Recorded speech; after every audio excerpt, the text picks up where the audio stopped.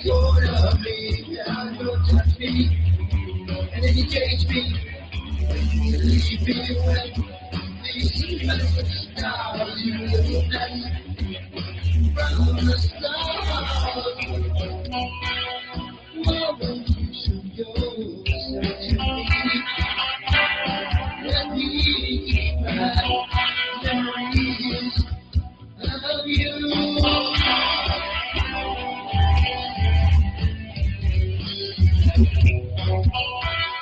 Why won't you show yourself to me? Let me keep my memories of you.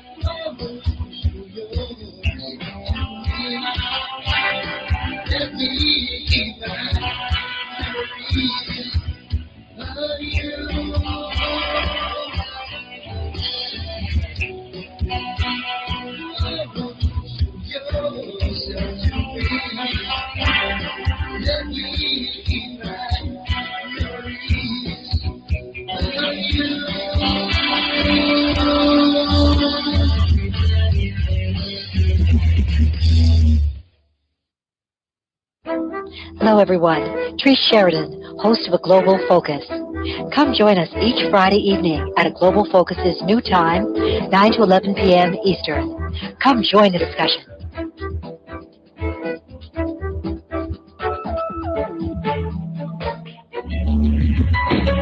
Hi, this is Rob Simone, and I want to tell you about my brand new show here on the Paranormal Radio Network.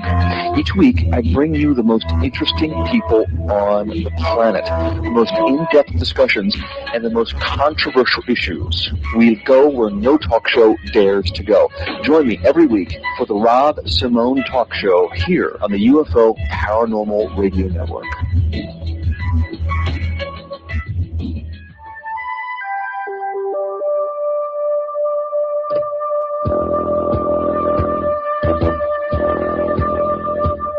Tune in to UFO Undercover, Wednesdays at 8 p.m. Eastern, with your host, Joe-Montaldo, right here on the Paranormal Radio Network.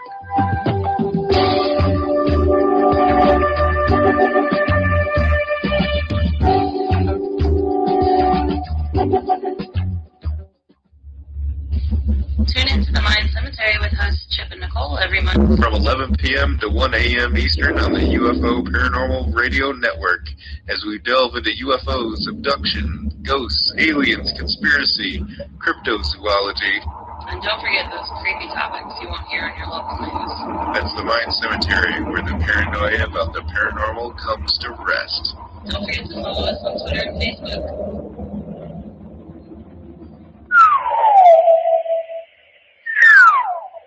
Breaking news. Strange black pyramid UFO ships over every major city on the Earth. People are exhilarated and scared. Reptilian strange creatures are beaming down. My God, they're beaming me up with them. Don't put that probe there. Don't put that probe there. Don't put a... Ooh. Listen to the Church of Mabus radio show at 11 p.m. Eastern, Saturday nights with host Jeffrey Pritchard, bringing you the high strange. Visit www.churchofmabusradio.com. That's www.churchofmabusradio.com.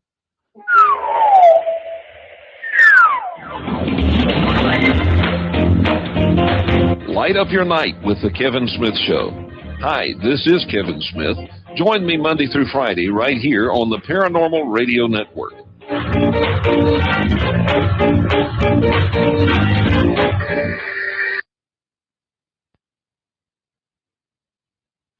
Medium Christopher George, and I have a new show that will air the first Friday of every month from 11 to midnight Eastern Standard Time. The show is called Insight with psychic medium Christopher George. It's all about psychic readings. I welcome my listeners to call in for a free reading. Just remember, don't ask me a question that you really don't want to. I'll give it to you the way the spirits give it to me. Straightforward and real. The first Friday of every month. Insight, 11 to midnight. I had had enough. Well, you drove out there into the middle of nowhere and had some sort of loud verbal display challenging ET in general out in the middle of nowhere? That's what I was doing. I actually had a pistol in my hand at the time. I was really kicked off. When I was having this fit, I was waving the gun in the air, okay, and I had this fit. And at this moment, I said, okay.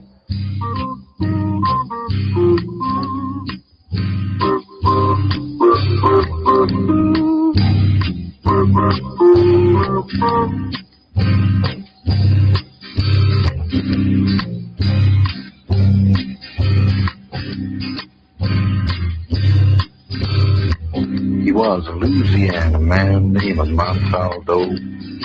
Around, called him Six Gun Joe. Works with ICAR, don't you know? Investigating UFO.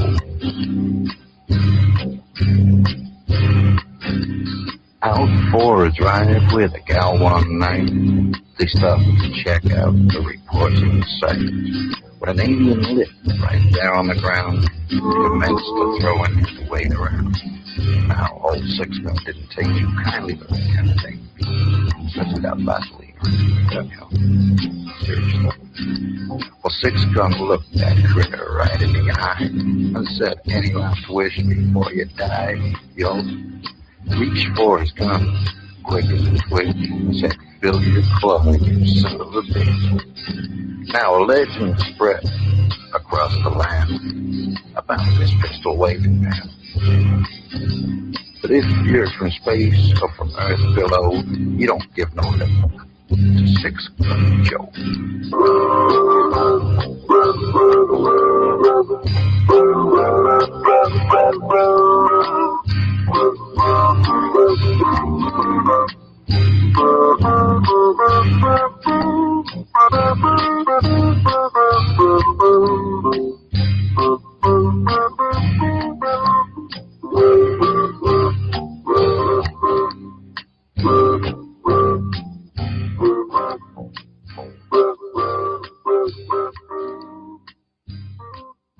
Welcome to UFO Undercover with your host, Joe-Montaldo.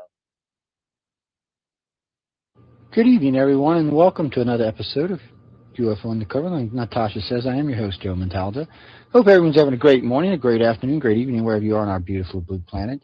You know, guys, I say it every week. I love doing the show. I'm here every Wednesday. I love hanging out with everybody. It's always a lot of fun for me to come talk and chat. I love doing the radio show. I love all the different guests we do. The thing about it is, you know, in the past, I try to do one show a month for myself. I always have. Sometimes it works out, sometimes it doesn't. But, you know, we're back on right now. We're doing like last week we did, you know, the Alien Star Child thing, and AS was on with me, and we chatted a lot about that. And this week we're going to be doing milabs and Q&A. But the first show of every month from now on will be a question and answer show, and a show where I can talk about things that are either bugging me or making me happy or in between. Ufology sometimes does make me happy. I see things, and it makes me very happy to see some of the stuff that goes on the field. And then, of course, I see stuff that makes me insane. It makes me want to just run around and smack people because I can't believe they're actually that dumb. Hello to everybody in the virtual auditorium saying hello. By the way, ladies and gentlemen, if you're listening to us on one of the other venues and you would like to join the virtual auditorium, it's paltalk.com. We are listed as UFO Paranormal Radio Network, and we are in the social issues category. So just type in UFO anywhere on Paltalk and you can find us. It's quite easy. It's easy to join. It's free. It doesn't cost anything. They do have paid names, but you don't have to have one to chat. You don't even have to have one to watch video or come in the room or hang out or anything. It's kind of interesting. And it's really a pretty virus-free zone, so I haven't had any real problems with Pal Talk. Don't click any links that you don't know about, but other than that, it's a pretty thing. I've seen that, Glenn. By the way, ladies and gentlemen, I will try to refrain from the virtual auditorium. It's going to be hard. I see, do you think Barry Satori? Milab. According to Alfred Weber, he is. I mean, he was brought to Mars and educated there and kept there and then brought back to Earth. In case anyone who's listening to this broadcast does not know who Barry Satori is, because I know we have a large international audience, his current name is Barack Hussein Obama. I'm still not sure how Barack Hussein got into the White House in the first place, but hey, you know, what can you do? When the country loses its mind, sometimes you just got to go with the flow. But that's who it is. And there was a lot of rumors floating around about that, but come on, let's be honest about this. We've all seen the job he's done. So I'm not thinking as alien life goes that they're going to be all impressed with Barry. I just don't see it. Let's put it another way. I'm not feeling the love there. Okay, I just don't think it's going to happen. But you know, to all the people who send me letters about, oh, he was raised to be president and blah blah blah and blah blah blah and blah blah blah. You can say that about any president. Okay, somewhere along the line they used to be presidents because they become presidents. But is he any more special than George Bush or Reagan or Clinton or any other president we had? No, he's not even as good as most of the ones I mentioned. So I'm not. It'd be like saying, was Reagan an alien? Reagan was a little crazy and a little out there, and actually, if he could have ran again, he would have won again. But was he an alien? No, I don't think he was an alien. I think he knew too much. Might have been why he ended up with Alzheimer's, because he knew too much. He definitely had some kind of awareness of extraterrestrials, but he's one of the few presidents. I mean, you always hear all these milab people, all these big conspiracies, but it's a load of crap. They don't even tell presidents of the United States about this. It may be a two-term, maybe, because Clinton never found out. As best I can tell, they don't even like telling Democrats. I think the last Democrat they told was like Teddy Roosevelt or somebody. Maybe JFK knew. I don't think even JFK knew. I really don't think he knew. But they do tend to, I'm pretty sure that Daddy Bush knew, and I'm almost positive that Reagan knew. Now, any presidents before that, I don't know. I really think you're going to have to go back to like Roosevelt or Eisenhower, someone like that might have known. And they were Democratic presidents. So, I don't know. It just doesn't seem like whoever controls the milabs, which isn't the government. Anytime someone tells you that they're having a military abduction and it's military, look at them like they're stupid, okay? Because it's not the military. Whoever this group is needs plausible deniability. You can't have plausible deniability if you're the military. You have too many holes. There's too many holes in your sieve. It's not going to stay. I mean, we can barely contain secrets of our fighter jets, top secret stuff that we're working on. Hell, Russia and China end up with blueprints of ours all the time. So these kind of secrets are going to be hard to keep.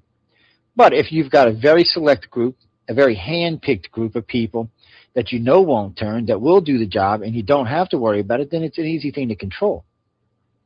Somebody always tells me that you can never keep the milab thing secret. That's bullshit. How many guys who run our nuclear silos do you know that have any codes anywhere, ever? How many have ever gone crazy and launched nuclear weapons, for that matter? How many of them have done anything that would be out of the ordinary or out of their service parameters? None of them. And it's not just them.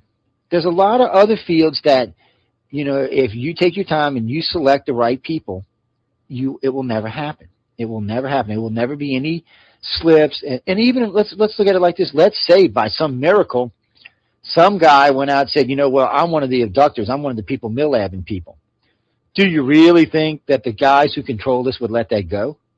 Do you really think they would let somebody run around who was legit talking about they were milabs? Because the government might get interested all of a sudden. Not the citizens, but the government. Because our government doesn't really know about the milab government. It's black ops to them. They don't know what the hell's going on. The everyday government has not a clue what the milab thing is. Anytime they hear it, they think people are crazy. Oh, our government would never do that. Y'all are crazy. That's not happening. And the simple fact of the matter, the way you know it's not the U.S. government, because when military abductions happen overseas, a lot of times there's no U.S. personnel involved. There's other countries' personnel. And what's weird in Europe, A lot of times when you hear about milabs, they're talking about French government or people work for the French government, not American. So it's highly unlikely that the U.S. per se is leading the milab thing. More than likely, the way the milab thing really works is you've probably got some very wealthy, high-end people who have a lot of money and a lot of reasons to be involved in this for whatever, whether it's through their family lines or what have you. There's a reason they're involved in it. You've probably got a couple of ex-generals and ex-admirals from not just the U.S., but from other countries that are involved. Very, very, elite people. You've probably got people from other key branches. It could be the Bilderbergs, could be any of them. I imagine it's probably several of the groups that are doing this. But the thing of it is to keep the group small, because if you don't, you will never be able to keep it a secret. And you have to trust each and every person in this organization with your life every day. So it's not likely they're going to pick some of these morons you see on the internet talking about, oh, I'm a milab, but I work for the government, and I do this, and I do that. Okay, look, you're just full of shit. Get over it, okay? If you're that positive, let me voice stress you, and let me put you under facial recognition, and let's really talk about this under regression and see if there is anything real there, because more than likely there's not. One thing I learned early on about military abductees, they don't tend to want to be too public.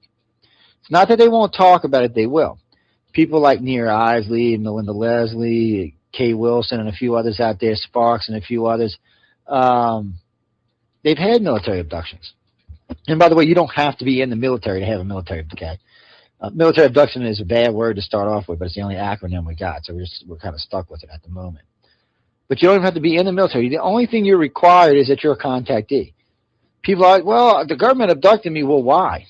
You're obviously a moron. Why would the government abduct you? Well, I have secret psychic abilities. Really? So wait, the government abducted you because you have secret psychic abilities, but then they released you. Oh, wait a minute. Now I'm really confused. The government would never let a resource like that into the general public for a couple of reasons. One, some moron might shoot up McDonald's while they're having dinner and kill one of their top secret programs. Two, a Chinese or Russian agent may find out about it and either kill them or steal them. When you hear people make claims like this, you have to stop and go, what the hell are they talking about? It's you just got to wonder, well, what are people thinking about? They're not going to allow this kind of behavior. They're not. They take people, they brainwash people, they put them back. They're not putting them in charge of super secret projects and then letting them back into the general population. It's not going to happen. Let's say, here's one for you. What's her name with the time portals? Okay. She says she can open and close time portals and stabilize time portals. And the government don't have her under wraps. Really? Come on. Now, you can stabilize and work time portals, but yet the government's going to, wait. Then she says on top of that, she says that the government shoot down ETs and bring the extraterrestrials to her to be interrogated. I like to fell out of my bleeping chair when I heard that. I couldn't stop laughing. I was literally rolling around on the floor laughing my ass off. I couldn't stop. I'm thinking, wait a minute. Your psychic ability is so good that they're going to let you interrogate a grave. There is no human alive on this planet that's going to interrogate a grave. Their psychic abilities are so far as if you did it, they would destroy your mind in about 1/10 of a second. And then on top of that, do you really think the reptilians and humans are going to allow their people to be interrogated by Earthlings? Oh my God, they're going to come physically remove them. The reptilians would lose it. They would probably wipe out the whole damn base just because you have one of their people. You got to wonder when they make these outrageous claims. Oh, we're shooting down ETs. Okay, well, why ain't ET shooting back? Well, yeah, I mean, you're shooting down their spaceships and killing their people, but they're not shooting back. And we know there's more than one race they're shooting at. So wait, now our government shoot at 3 or 4 races, but none of them are shooting back. What kind of screwy shit is that? And really, I've seen a gray ship up close and personal. If it shoots back, we're screwed. Literally, we're screwed. I mean, you're talking weapons that wipe out a city just with barely a thought. It's not going to happen. They've been here a long time. What you think all of a sudden we just started being able to shoot them down? This is what I always thought was funny. They've been here a really long time. So they've been watching us evolve. So somewhere our society is saying, or people are saying in our society that we have caught up with them. Now, they've always been ahead of us. So how do we catch up? All three races have been ahead of us, and the Greys more than the other two. So how do we catch up? They didn't give us the technology to catch. Look around the planet. We're not that advanced. We don't have interstellar flight. We're not going to other solar systems yet. We're at least 100 years away from that, maybe longer. We may, use the TR-3Bs to fly around in our own solar system, but we ain't going no farther than that. Not unless we got some kind of Stargate, and that I'd have to see for myself, because I think it was a fantasy from the damn series. It's not that I don't think there's portals out there, because I've seen alien portals before, the way they move their ships back and forth. And I'm not going to rule out the possibility that the Greys may not let us use them from time to time, or the reptilians or humans. They might let the TR-3s use them. But do we have interstellar flight? No. Do we have weapons that can knock down Grey saucers? No, we don't. Do we have weapons that can take out one of the motherships? Oh, my God. Could you imagine? I know people listening tonight have seen some of these motherships. I mean, we're talking miles across. Can you see a little F-16 with some laser on the end of it shooting at this thing, all right? I mean, not only would it wipe out the F-16, it would wipe out the whole damn base along with it, probably half the state. You just got to go, what kind of moron believes this stuff? Sorry to hear about that. So you just got to step back and go, okay, people, stop smoking the crack rock. And really, where are you getting this from? When I hear people like this, I get red flags. To me, it's disinformation, disinformation, disinformation. But in all fairness, because I know some of these people may be listening tonight, it's not that you may not be a legitimate contactee. That may not be and it may not be that you don't have legitimate psychic abilities, because if you are a contactee, you do. The problem is if you have been used. They have pumped a ton of bullshit information in your head only for one purpose, to make you look like a moron and anybody who believes you look like a moron. That is all it's for. It's not for anything else. It could be both the aliens and the government, for that matter, doing it. But being how sloppy some of this stuff seems to be, I would think it was milab and not alien. But hey, you never know. But I mean, there's obvious things you have to think about, like, okay, it's like it's a couple of them tell me, well, we're trained psychic killers. Really? Well, why is Putin still alive? Why is the head of China still alive? Why is the frickin' president of Iran and Venezuela still alive? Hell, he's got cancer and we ain't killed him. Why is Castro still alive? Okay, really, think about it. When they say moronic shit like this, you have to go, really? Well, why is all these people still alive? Why is all of America's enemies still alive if we have these kind of abilities? Really now. And you might say, oh, well, Russia got counter abilities. Maybe so, but all the rest of these countries don't. So what the hell? And it makes me madder at the people listening to them than the people saying it, because if you use common sense, you know they're full of shit. Okay, it's as politely as I can say it. If you use common sense, you know they're full of it. It's that simple. I mean, some things are just stupidly outlandish. There is no way they're happening on this planet at this current level of technology, even if you say the government's 300 years more advanced than we are. It ain't happening here. It's just not. And then the fact that people go around saying we're attacking the aliens just cracks me up.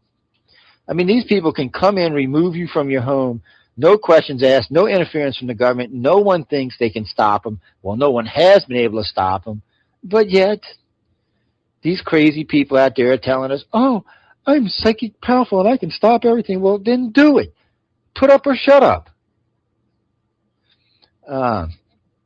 So it's just one of the things. And I will be answering questions. I see Linda put that in there. You can, if you're on my friends list, you can send them to me on Pal Talk. If you're not, you can send them to me at icarcox.net, or I think I'm logged in under the Joe-Montaldo page on Facebook. Any of those places you can send them to me, and I will be periodically checking the mail and checking the other things like that. But, getting back to what we're saying, and I don't want to pick on anyone milab about this, and I don't want to, I don't want to tell somebody they're not a milab or they're not having contact, because they may well be. It's just, I have seen this for a long time. Anybody who was just listening to the show prior to this was near Ira Isley was talking with Alejandra Rojas. And listen to what she's saying. She's saying she was taken, abused, beat up, put back, this, that, and the other thing done. Some of her psychic abilities were tested because the government wants to know how good a psychics the aliens have.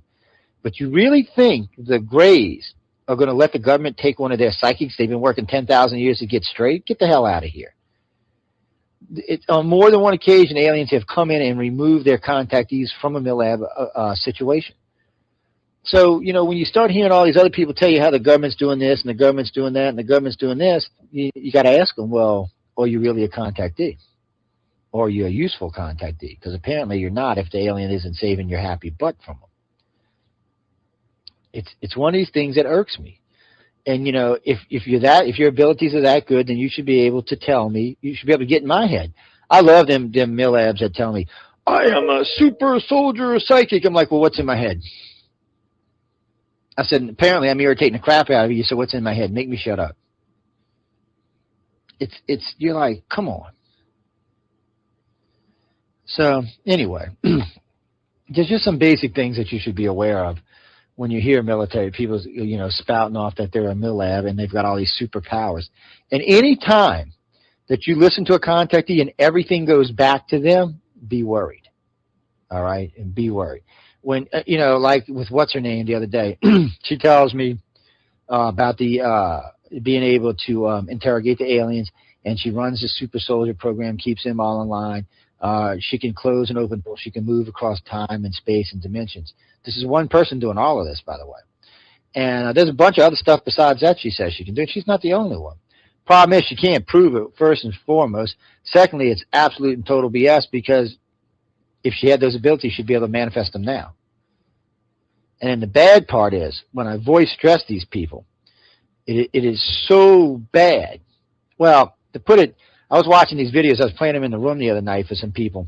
And I was watching these videos, and I was just doing facial recon on them. Not even running the program, just, you know, from what I was taught from when I was younger, you know, working at different companies. And the thing about it is, they were failing miserably. Corner of the mouth going up, eyes rolling around the head, looking away from the camera, looking down at the floor. I mean, these are obviously signs of a liar. Well, the whole time you're looking at the voice stress meter, the son of a bitch stayed peaked the whole entire time. It never dropped below the midline, which would be a score of about a 40. You know, when we score them out, if you score 80 or above, it usually means you're telling the truth, or you've had this experience that was earth-shattering. Going below that, there's usually an issue, a problem. In this case, they were scoring 30s and 40s, and wasn't even getting close to the face wreck. So I got issues with that. You know, there comes a point where you have to challenge the bullshit. You just have to. You can't just keep letting it go on and keep flowing and keep over-spewing and going around. You know, we know they take abductees. We know they take contactees. We know they put them through a lot of stuff trying to figure out. You know, a lot of abductees have firsthand knowledge of propulsion systems, guidance systems, how craft work. You know, a lot of more personal information about the Greys and the reptilians and the humans and their daily activities. And that's what they're after. The government wants to know this stuff. The government really doesn't know what ET's doing here. You know, we already know ET lies, and we already know the government can't stop abductions. So if they can't stop abductions, they can't shoot down aliens. That's for damn sure. They would just shoot down aliens and then stop abductions. Oh, what? But they can. Okay, so let's move on. It's just kind of funny to me, you know. And it's time to challenge the BS. It's you know, the voice stress thing is a nice thing to have. You know, I just finished out a bunch of forms I sent over to Peter Robbins earlier today for the Rendlesham gig. I sent him 5 forms. Matter of fact, I got videos uploading for him on You Send It right now, so I can send him copies of the actual voice stress, so he can see the meters for himself, or if he wants to put them in a PowerPoint or something like that, he'll have them. But anyway, he'll have the information at his fingertips. But getting back to the milab thing, all right, typical milab is an abductee or a contactee, usually an advanced contactee, somebody who's come forward, or somebody the government's already functionally aware of. Maybe they knew their mother or their grandmother or somebody along those lines that were being abducted, and had been watching the family. When a contactee reaches a point of the awakening, that's usually when the government becomes interested in him. You know, the contactee starts to become socially and consciously aware that there's something going on in their life. That's when the government tends to get interested, because when they're starting to remember stuff. Because remember, the government can't break the Greys' blocks much better than anybody else can. Okay, they have hard times with it too, and they're using drugs, sodium pentothal, sodium mannitol, a whole host of other drugs besides that, and they're having a hard time blocking and covering memories. Plus, they like to try to overlay memories over like the abduction memories, and it gets sloppy, and the abduction memories tend to break through, and it lets the other memories become more clear, and then you kind of see what goes on. you kind of get an understanding. But a lot of times what happens to milabs, after a few dozen of these cases, if you get taken that much, it's usually 6 or 7 times, sometimes more, but some people just can't handle it and they flip out. They just flip out. It's too much for them. The fact that they're having alien abductions is bad enough. Now the government's screwing with them. It's just too much for them and they flip out. And they build these big, elaborate webs around them for protection.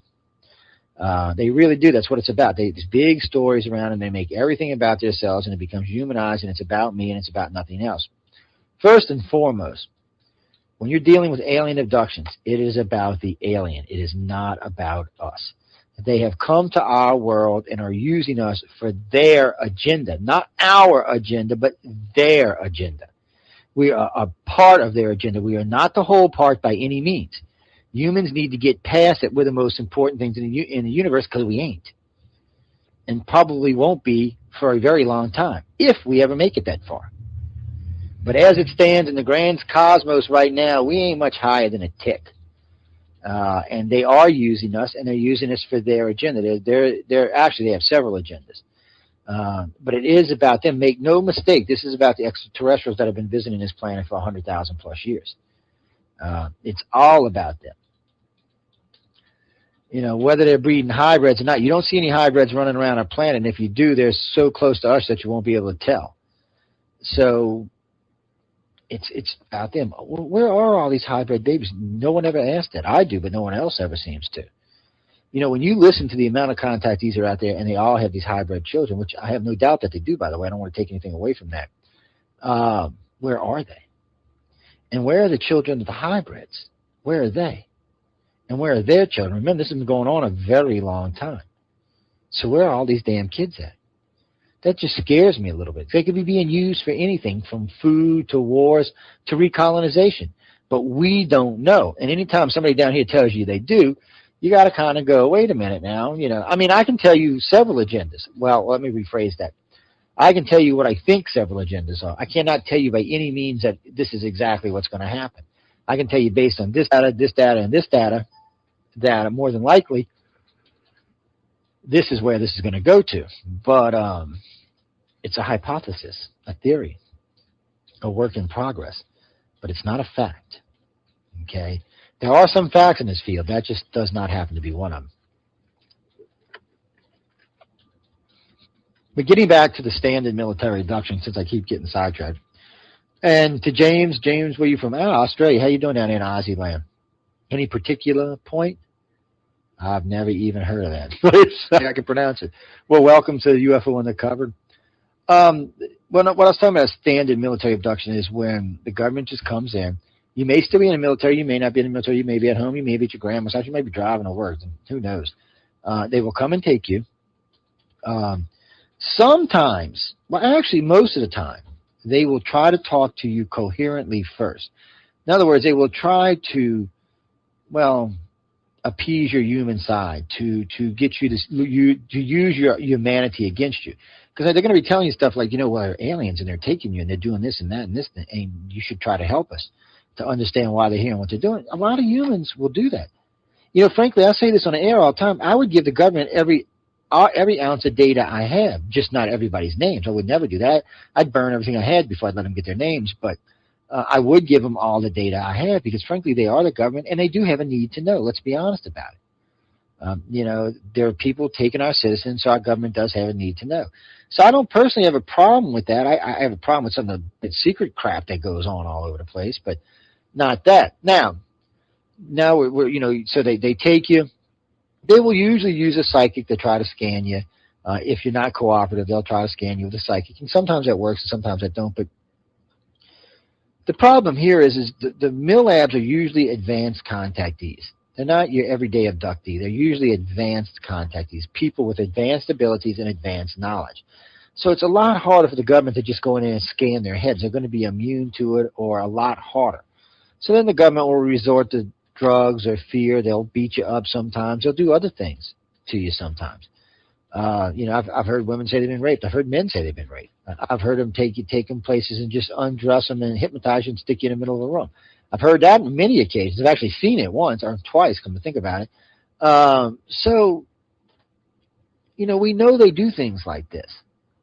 We know they're trying to get the information, but if you were to believe some of these other milabs, the ones that say we have the super soldiers and we have all these time portals and we're going back and forth on the timelines and we're dimensional hopping and doing this and doing that and doing this, the government wouldn't need to abduct people. If they had that kind of technology and that kind of mental facilities, they wouldn't need to milab you. They could sit you, they'd say, okay, what's your name? They're sitting at the work in their office, scan them. There would be no need to pick you up. See, that's a lie right off the bat. They could bring you into the office and put you next door, and you wouldn't even have to see the person. You could scan them. So, well, as far as I know, the only ones that can do that is the Greys. I don't know, even the reptilians and humans can't dimensional hop. So I don't know how humans are doing it, but, Well, this particular one girl, actually is two, which kind of cracked me up, say that their mind controls all of this. It can control time gates and dimensional portals and you name it. I mean, pretty much anything that you can think of, their minds can control. But yet the government just lets them roam around the street and play on Facebook and shit. I'm sorry. I just got issues with that altogether. No secret government agency is going to allow their people to just run loose on the planet when we have so many hostile people against the United States. Think about this. Think if we're going to use her name, Inya, whatever her name is, let's say that she was really real. Al-Qaeda would have already grabbed her. Think about it. They would have already grabbed her. They snatched her butt up and they would have already had her brainwashed and using her against us. Yet, people of this kind of caliber would never be allowed into the general public. Like I said earlier, there's just too many things that could go wrong. Psychic meltdown, all kind of other problems besides that. Accidental, like John Mack getting hit by a drunk driver. Accidents happen. Why the bumper sticker says shit happens, because shit does happen. Or hostile governments or hostile people. I mean, hostile aliens for that reason. I mean, come on, she said she's interrogating aliens with her mind powers. Ooh, I'm interrogating the Gray with my mind powers. So you don't think if a Gray got a chance to take her out, they wouldn't? Yeah, I know. So that's my whole point. So anyway, these kind of things are just stupid to listen to. But people like this get mad if you challenge them. And in this particular girl's case, to be fair, I do think she's been abducted. I do think she's a contactee. I just think she's been used. It's I call it a disinformation download is what I call it. It's like being in the Matrix. They download this whole scenario into your head, and as far as you're concerned, it's real. Because your head's seen it all. You're like interacting with it. So as far as your head's concerned, it is real. But instead of thinking that you're the supreme being in the universe like Billy Myers, or what's his name that used to be a director for us that thinks he's the supreme being now? Oh, I can't think of his name. But, yeah, there you go, Christian. That's another one who thought he's the supreme being. And, of course, he's living in the desert somewhere unemployed without a job. And Billy Myers is living up there unemployed without a job. And apparently they're not well taken care of for being the almighty super beings. I mean, come on, if I was a super being, I wouldn't even have to know the lotto numbers. I'd just get in my head and go, okay, there's a gold vein in California. Let me go buy this piece of land. Then I'd be a billionaire overnight. Or, there's a big diamond buried here. I mean, if you can scan a Gray, you can scan any damn thing. Let's be honest about it. So it's just one of them things that I have to just kind of laugh. And I have seen this many times. And this, I've heard this from other people before. With these great big elaborate, there was a girl I was working with that had this great big thing from Dulcie in her head. And, about these underground gunfights and all this other stuff. So I just asked her one day online. I said, why don't you get regressed? I said, you can come down here or we'll recommend somebody or you can find somebody. But anyway, make a long story short, she went and got regressed. Found out the whole damn thing was a cover memory. There was something entirely different going on. And what was funny about it is it was very smart on the people who gave her this cover memory because the other thing that was going on was much more important. They had her working with hybrid children. But the other scenario they had her in kept her mind completely occupied. She didn't even know she had hybrid children. She didn't know there was any involvement with it at all because she thought she was like a super soldier and she was out fighting this big war.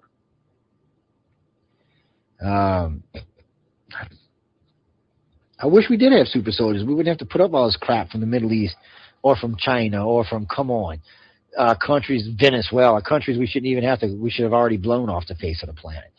But we don't. So that suggests we have limited abilities. The simple fact that our government can't take out someone like Chavez or Castro, and come on, guys, we tried to kill Castro how many times unsuccessfully? So if any of these programs would be real that we're talking about right now, Castro would have been dead a long time ago. A long time ago. Gorbachev would have been dead way before he died. A lot of people would have been dead way before he died. Hitler would have been dead before. It's just, but we don't have those kind of abilities. We don't have that kind of technology. We don't have those kind of abilities because there's a lot of shit, frankly, that the government would not put up with. And even if this rogue group has super abilities, which I think they do, by the way, I do think the rogue group has some pretty special abilities, much more than government has, but not to the extent that what the extraterrestrials have. Somewhere, not even in between. Somewhere probably in the 5% category range.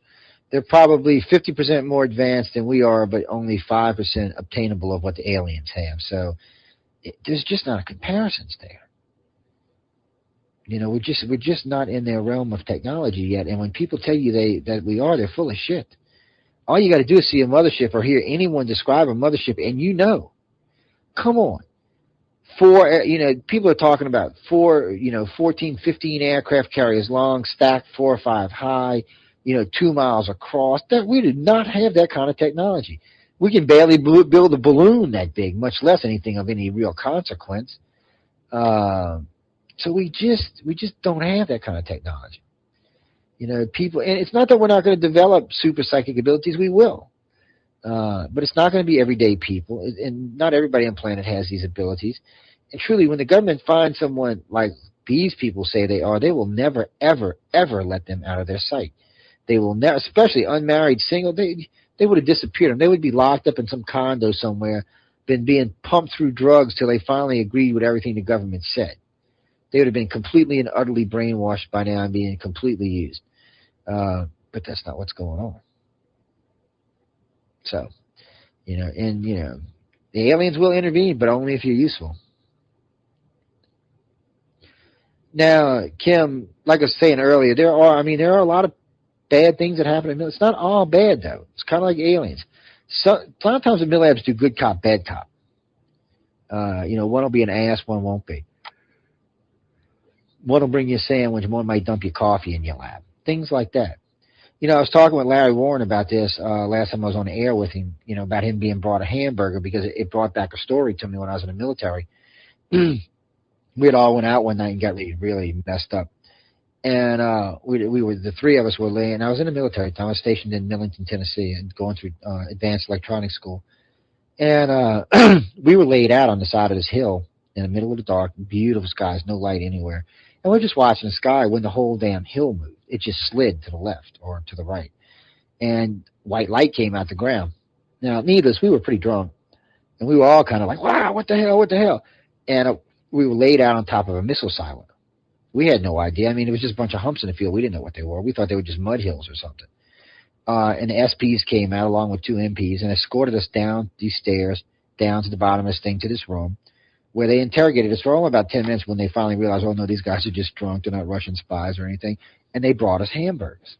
And then they sent us back to our base. Now, I could have made some big thing out of this, but I didn't because that's, what I told you is exactly what happened. But I just thought it was funny when Larry brought up the hamburger thing. But it also suggested to me that there's probably military abductions involved in the Rendlesham case. And I have talked to Peter and Larry about maybe doing some regression work with them. I got to tell you, too, they did outstanding on the voice stress analysis, and just outstanding. Of course, most of the stuff I was voice stressing for them were trips they had taken out into the woods and other places that they had gone together doing some UFO hunting. And I got to say, they passed it with full colors. And a lot of the Rendlesham stuff that was in there, they passed with full colors without any problem at all. So I was glad to see that. And we're gonna see stuff that from time to time is going to be close. I was talking about 80% or higher, a score of 80 or higher, because your score can go up to 200. or higher usually means if they're telling the truth or the event is real. But sometimes you get these scores that are like 75, 76, 77, 78, 79, 80, 81, 82. I mean, it's real fine in that area. Is it true, or is it live, or is it Memorex kind of thing? So you got to be kind of a little squishy-wishy when you get in that particular area, but still, there's a lot to learn there. But yes, you know, you don't want to be military abducted if you don't have to be. You don't want to be involved. It's one of the things I tell people all the time about coming forward. When you're going through the awakening and you're getting these images in your head that I should be talking about this, or I should be working in the field, I should be involved. If you are an advanced contactee like a keeper or someone in the hybrid programs or something like that, odds are if you start talking about it, you're going to get mill-labbed. You know, they're going to zap your butt because you may have something they don't know about, or you may be willing. They never know when they're going to get the right person that may kind of work with them a little bit. And I'm sure they've tried to convert other people. It's just usually ET won't allow it. It's not that I don't think some psychics don't slip through every once in a while. I really do think it will, but still, who knows for sure. A couple other things too while I'm thinking about on the MilLab things. Yeah, there's a lot of violence sometimes. I mean, they can be harsh. They can slam you against walls, knock you out, stuff like that. They usually don't leave anything that's going to leave big bruises or big marks because that shit has to be explained away. You know, now if they give you some drugs or try to do a cover memory and you're all bruised up, your memory's going to probably break them blocks because you're going to be where the hell all these bruises come from. So they're kind of strange in the way they do things. But they have from time to time taken people for a couple of days at a time and roughed them up pretty good and then put them back. It's but like I said earlier, if you're advanced contactee, usually the alien that's involved with you, when that psychic trigger goes off, they will usually step in. And I can tell you from personal experience, along with others, that we have seen aliens where there's mill-labs going on. And so it wouldn't even be the first time for us or for a lot of these people. So we know it goes on. It's just one of those things that we know goes on. Through personal experience and through research, it's just how it goes on. And we've been involved with a lot of mill-labs over these. It's something else that always bothers me about people. You know, I'll be talking to them about their experience, and if you start questioning them hard, they get mad a lot of times, really frustrated. And they get really, really hostile about it because you're asking them questions. They get hostile. See me, I thrive on being asked questions. I love it. You know, anybody who knows me knows don't ask Joe no questions if you don't want to hear the damn answers or something he thinks is the answer because he ain't got to never shut up. But, you know, I don't get defensive about it. Even if you ask me hard questions or even if you don't believe me, I still don't get defensive about it. Because like I tell people all the time, this ain't about belief anyway. This isn't about God. This is about ET. So there's no need to believe. You either know they're here or you don't. There's no in between. You know, you can, oh, well, I believe in extraterrestrial. Praise be to the graves, baby, because I believe. Take me to the great holy land. No, you don't believe. You've either seen enough evidence that you know it's real, or you've seen something personally and you know it's real, or you haven't. And that's where it basically is. And I get tired of telling people that because, you know, it's I believe in extraterrestrials. I believe, praise the great, praise the great. Get the hell out of here. Come on. And then I love these ones now who are mixing mill-labs with demons and sorcerers and all this occult shit. Okay. First, for the occult to be real, the devil and God has to be real. Well, we're not even sure about that part yet, so we can just leave the occult out altogether. And personally, I've dealt with enough occult stuff when I was younger that I know a lot of it is absolute and total bullshit. Not all of it, but a lot of it. There's some things I've seen there's just no explanation for, but most of what I've seen is just garbage. And we used to practice. We do have quite a good understanding about it. So, you know, instead of taking someone's experience, come on, you know, I started out with this 30 years ago. You know, after my dad died, I was very religious when I was young, by the way. I was a devout Catholic. I was raised Catholic. I did everything you had to be Catholic. Communion, confirmation, whole 9 yards. I got all my extra names and stuff. And then my dad died, and I got really hostile. I was 16 at the time. Got really hostile. I was just pissed off at the whole world. Told religion basically to, you know, whatever. And I researched it hard before I told it whatever, but I did tell it, you know, to take a fly on. But I got into the really dark arts afterwards and the devil worship, I'll be honest with you, for a couple of years too. And learned a lot of stuff. But I also learned that a lot of it is just absolute garbage. I mean, just absolute and total garbage. Both sides. Whether it's on the Satan side or the God side, just a good majority of it is absolute and total garbage. So I got in that for a while. Then I met Linda, and I started reading tarot cards. Got pretty good at it, too. And we both, were practicing witches for, 10, 15 years. Meanwhile, I was learning about ET the whole time, but I was into, learning the other stuff as well. And but I realized something, because I even looked into the New Age stuff before I got fully into ufology. I realized something early on in this. Most contactees probably do this. They probably go to one of the darker arts, then one of the lighter arts, and then some of the other arts, and then maybe into the New Age stuff, because they're looking for answers. They know they have psychic abilities. They know they possess certain abilities because they're using them. So they know they're real. So they're looking, where does this come from? Was this God-given? And if it is God-given, why don't every planet have it? Well, if it's extraterrestrial given, it makes more sense that you got it and the rest of them don't. That actually makes more sense than everybody on the planet doesn't have it. So, but it gets really sticky-wicky up in here, and I can understand why contactees get lost in this and get so confused, because they don't know where to go. But I will straighten out some of that for them while I'm in the mood for this. One, not everybody on the planet possesses psychic abilities. I know, I'm going to get all cut of me. Everybody got it. No, that's bullshit. I have tested enough people now that I know I can go into a mall right now, and I will bet anybody $500. Go to your local mall, go get a Zimmer's test or a Yin's test, and all they are is some cards with some figures on them, and see how many people get any of them right. Any of them right. Not I'm talking about any, because it's 50-50 chance on a lot of this stuff. And see how many get any right. And when you do the 5-card test or the 25-card test, only an advanced contactee are going to get any of them right. Nobody else is. You can sit there fees on end testing people, and they will not get any right. Any. So it tells you right there, not everybody possesses these damn abilities in any abundance.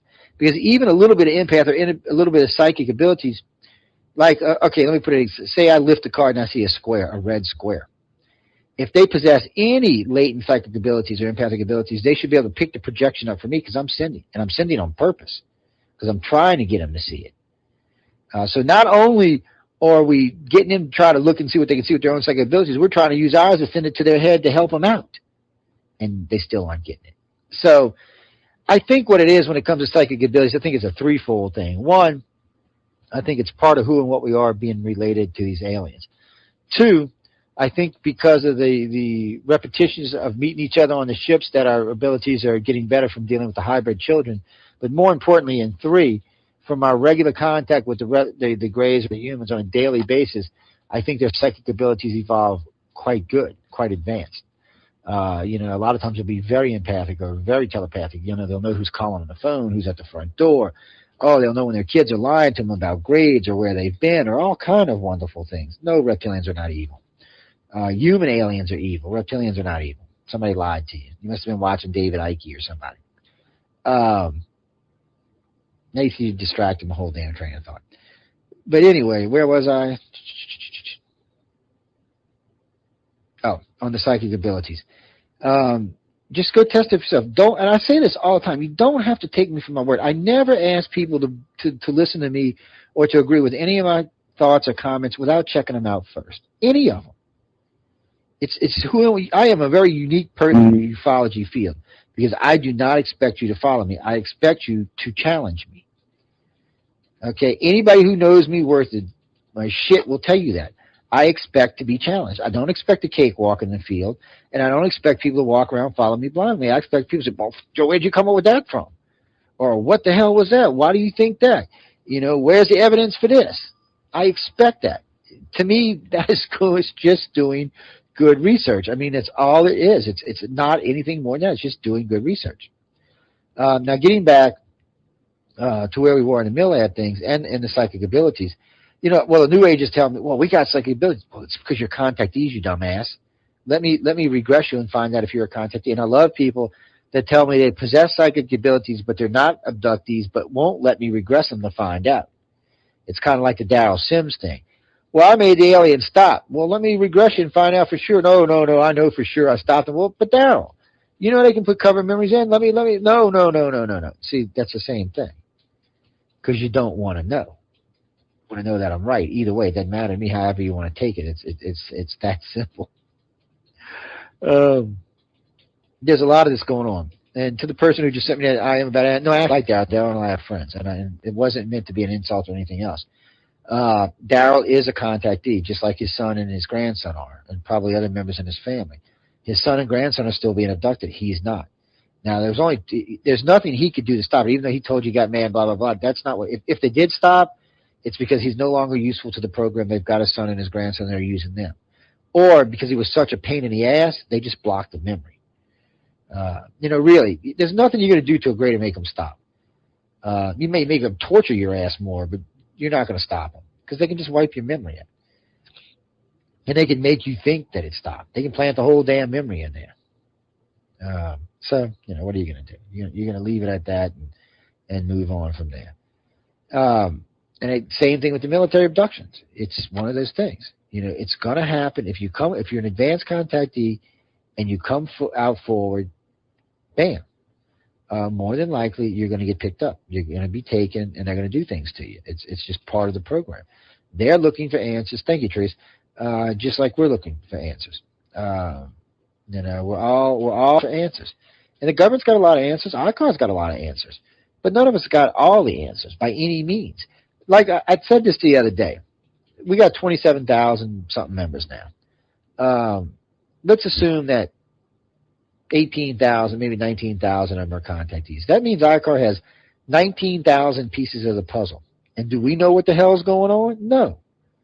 We know a lot about a lot of stuff. I'm not going to lie. You'd be amazed at some of the stuff we know as a group.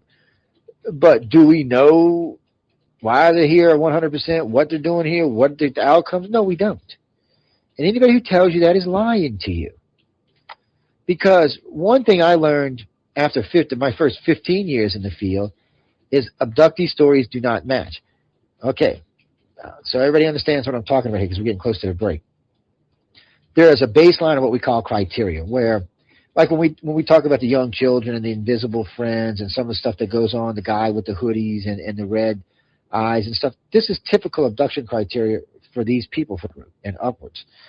We know through puberty up until 28, some of the really nasty stuff goes on there. So there's base stuff that we know for sure, okay, because we've heard it from countless, and I mean countless amount of contactees. So we know that base stuff is true, but then we get to the fun stuff, the alien agendas and what everybody's job is with the extraterrestrials. No one has the same job, which is not beyond reason, and no one has the same agenda.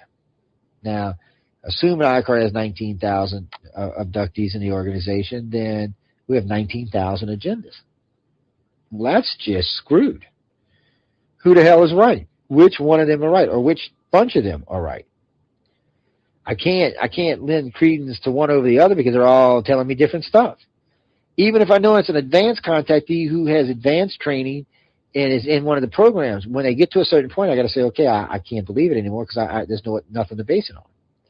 It's like the hybrid children. We know they come take us and they have different people interacting with the hybrid children. We know we have contactees working with other contactees and with other aliens. We know a lot of the agendas that are being worked on. But still, there's a lot that they're going to keep away from us. And frankly, and more importantly, let's be honest, these are extraterrestrials. There is simply going to be stuff that our minds will not understand at this point in time. Regardless, what we think we know about come on, we don't even know what dark matter is. We just found out the other day that half of the light matter in the universe is missing. There's supposed to be 5% light matter. There's 2.5% light matter, which, by the way, means the norm is dark matter, 95%. That's the norm of the universe, is darkness, not light. The light is the rareness. That's why it all clusters together and sticks together. In the early days, they said, the Big Bang happened and all the galaxies blew apart. Now, when you look at the galaxy fields, not only are there clusters of galaxies, but there's clusters of galaxies. They're grouping together. So even when the end comes and we're all spread out apart, there'll still be big group clusters of galaxies. Maybe the aliens know all this stuff already. But anyway, more advanced than we are, and they understand the universe much better than we do. To make my point, we know nothing about none of that. They probably do. So we're just kind of lost in the wasteland, praying and hoping to be enlightened by species that don't seem to want to wipe us out, but really, really don't want to make us part of the grand cosmic community yet. But anyway, we're going to take a break. Y'all save your questions. When we get back, we're going to go. We got another hour. And we're going to do some Q&A and a couple other things. I got a couple other things I want to talk about. And we may run over a little bit if we don't get to where we need to be. But think about the MilLab stuff. If you got any questions or if you want to challenge me on anything, feel free. You're not going to hurt my feelings. I'm a big boy. I've been challenged by some of the best in the field. So it wouldn't even hurt my shit. In the old days, I challenged everybody. How do you think I got to where I am today in the field? Back when I used to host Wake Up USA and the start of iCar, I challenged everybody. I didn't care who they were. Look, I got into an argument with Stan Freeman in my second interview with him. My first interview I did with, what was his name, Jerry Black?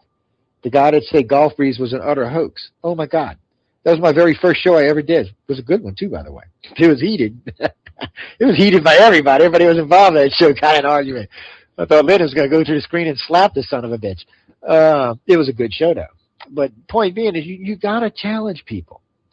See, iCar challenges me daily because I come up with these ideas and these theories from all the data we get. And then, I'll call Jason or any one of the members, Dolphine or anybody else, or even friends of mine, local and stuff like that I deal with. A couple of people I talk to on Facebook that I hang out with. I'll talk to them about these ideas. And, sometimes you can see they got this look on their face like, okay, Joe, what have you been smoking today, buddy? So, they keep me on my toes. And like I've said 100,000 times, myself or iCar are not scared to change our opinions when the data suggests we were wrong. You can't say you're not wrong because you're going to be wrong from time to time, regardless who you are in this field. You're going to be wrong sometimes, like the Betty and Barney Hill case. I proved it's a MilLab case. What happened in the United States, the abduction happened in Canada, and MilLab happened in the United States. Actually, I shouldn't say I proved. Actually, Linda did most of the legwork on that. It was pretty open and shut, too, once you got through the data. It was pretty much an open and shut case.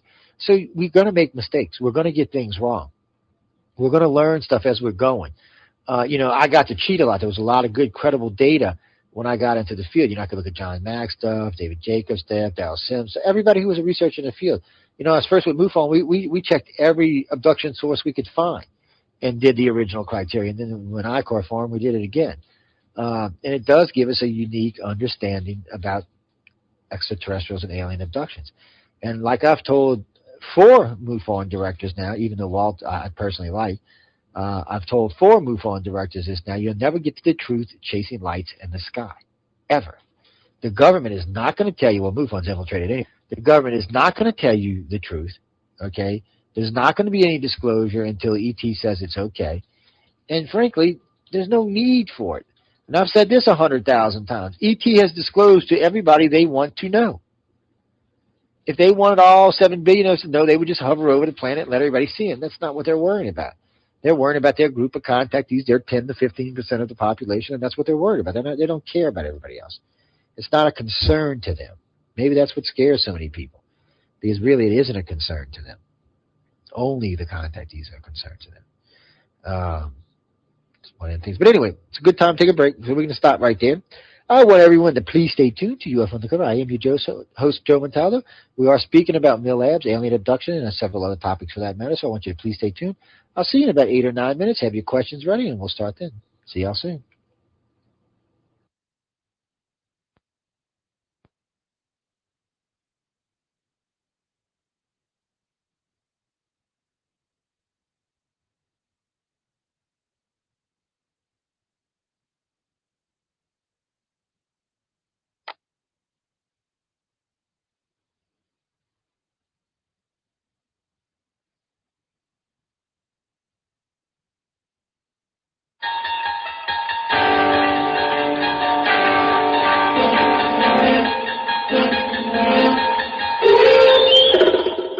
You're to UFO Undercover with your host, Joe-Montaldo, right here on the Paranormal Radio Network.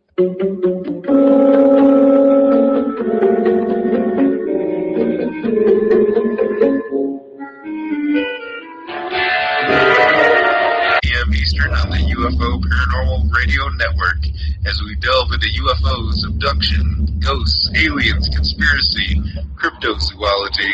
And don't forget those creepy topics you won't hear in your local news. That's the Mind Cemetery, where the paranoia about the paranormal comes to rest. Don't forget to follow us on Twitter and Facebook.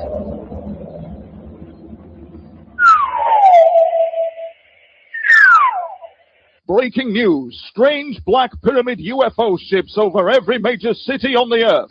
People are exhilarated and scared. Reptilian strange creatures are beaming down. My God, they're beaming me up with them. Don't put that probe there. Don't put that probe there. Don't put a... Ooh. Listen to the Church of Mabus radio show at 11 p.m. Eastern, Saturday nights with host Jeffrey Pritchard, bringing you the high strange. Visit www.churchofmabusradio.com. That's www.churchofmabusradio.com.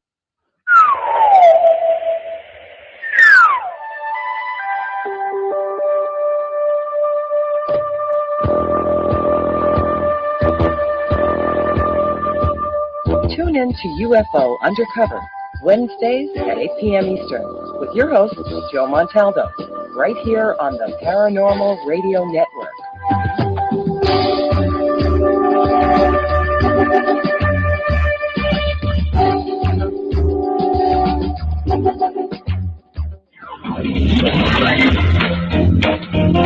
Light up your night with the Kevin Smith Show. Hi, this is Kevin Smith. Join me Monday through Friday right here on the Paranormal Radio Network.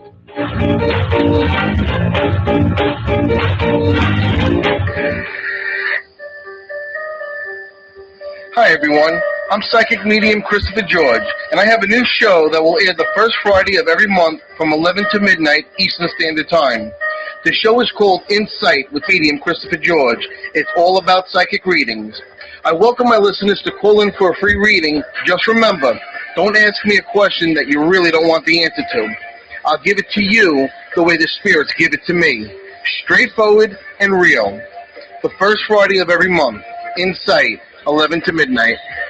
I had enough. Well, you drove out there into the middle of nowhere and had some sort of loud verbal display challenging ET in general out in the middle of nowhere? That's what I was doing. I actually had a pistol in my hand at the time. I was really ticked off. When I was having this fit, I was waving the gun in the air, okay, and I had this fit. And at this moment, I said, okay.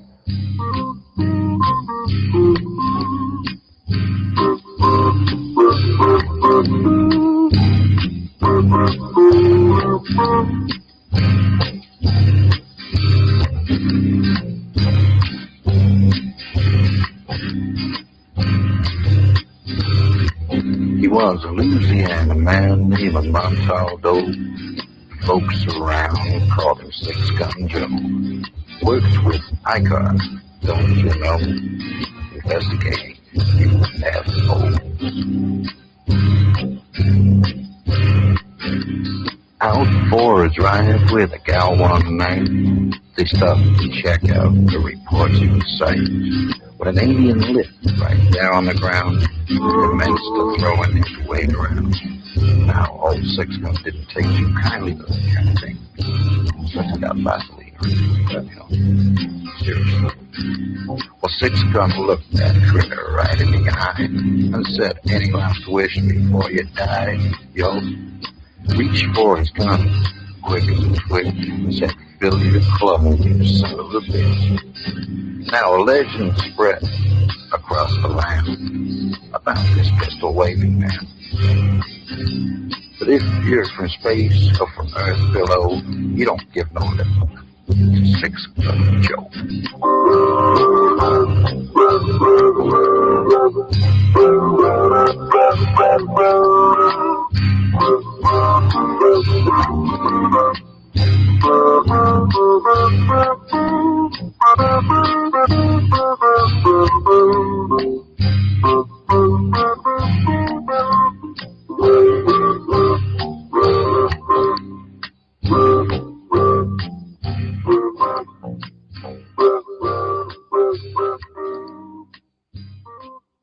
Welcome to UFO Undercover with your host, Joe-Montaldo.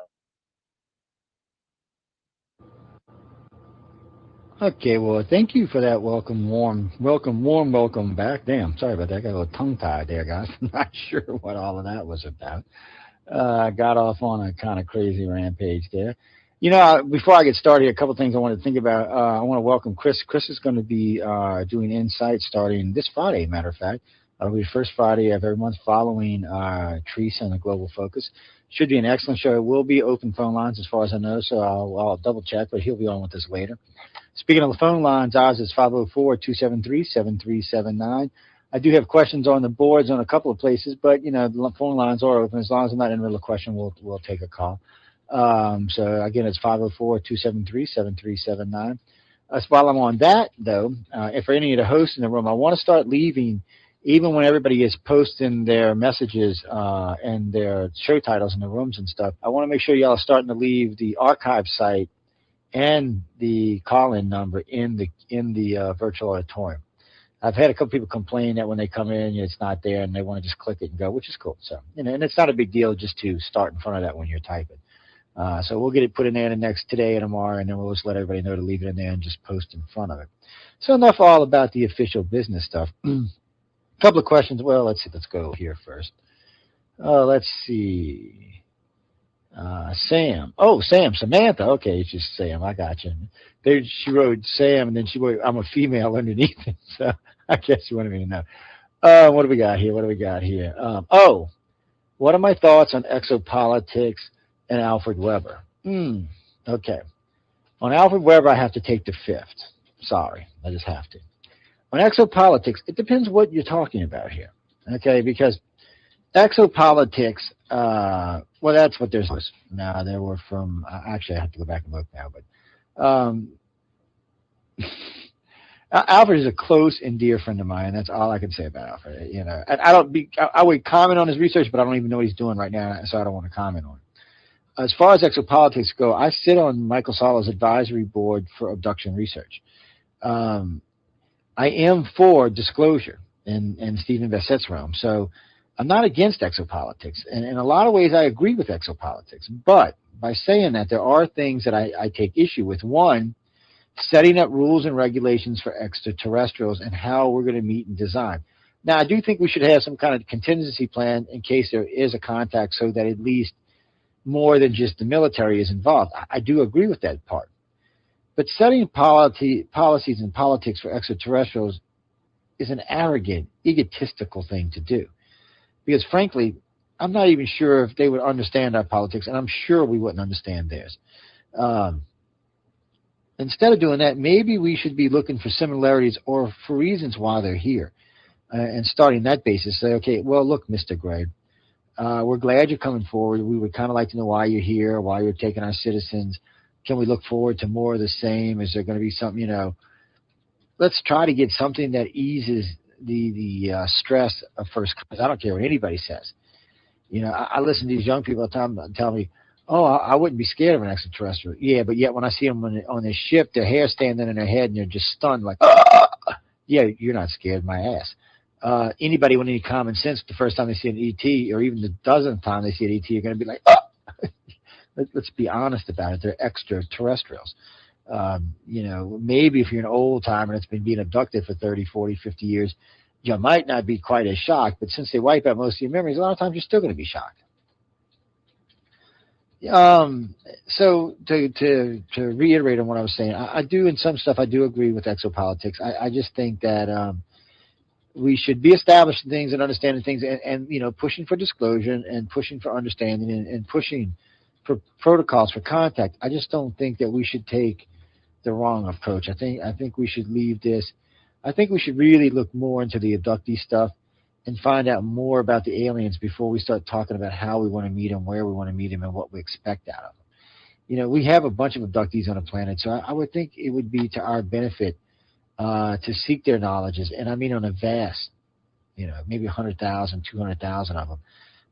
It'll take ICAR, at current rate of growth, it'll take ICAR 25 years to reach 100,000 contactees. That makes me kind of old, so it puts me in my 70s somewhere. So I'm thinking we need to speed this up a little bit. But that's about all I can say about exopolitics, because that's pretty much my stance on it. I do endorse a lot of what they do, especially the European branches of exopolitics. I have to say I'm in sync with a lot of what they're doing over there. And I am in sync with a lot of stuff going on here. No, I don't think everybody in exopolitics is nuts and crazy, but there are some, I'm not going to lie. It's like any part of ufology. There are going to be some good people and some bad people in every part of the field you're in. It's just part of the beast. And it's we're trying to weed it out. But, I've been asking for some type of oversight for a decade, and all I get is laughed at. People are like, oversight? Well, who's going to do the oversight? I don't want to do the oversight. Well, who's going to do the oversight? Well, I was thinking like a committee across the board, some contactees, some famous some famous researchers, some people in between, maybe 20, 35 people, something like that. So they can get a general consensus on evidence and things they think that are legitimate and evidence they think is good. And they don't have to, they can label. I mean, they can say, okay, we really think this research is really good and you should pay attention to it. Or we're not really sure what this research is. We don't really understand it, but it does seem to be well researched. Or the person doing it seems to be credible. They can say that. Or they can just say, well, no, we think it's a load of crap and that's simple. So it gives them a little freedom up in there, but nobody wants to do it. And then who would be in charge? Ooh, all the egos in this field. I don't know. It would be rough. But it is needed.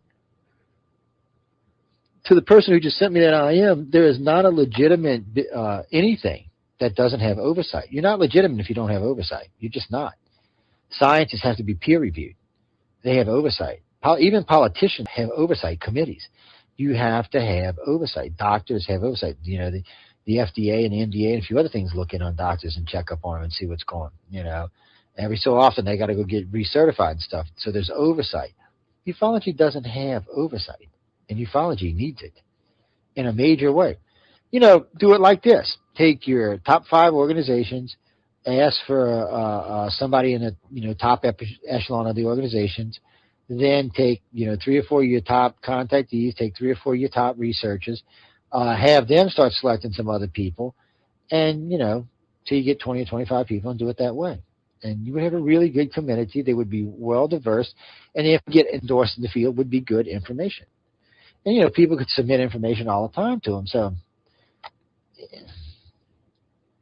and Jennifer, you're right. It could be the good old boys club all over again.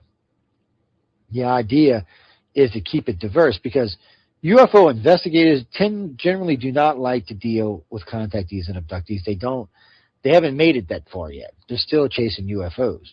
To them, they're still trying to prove that the UFO is extraterrestrial. They don't want to talk about abductees. So, there already you got some kind of button against each other, and you really need that. You can't have everybody disagreeing blindly, because then it will become the good old boys club.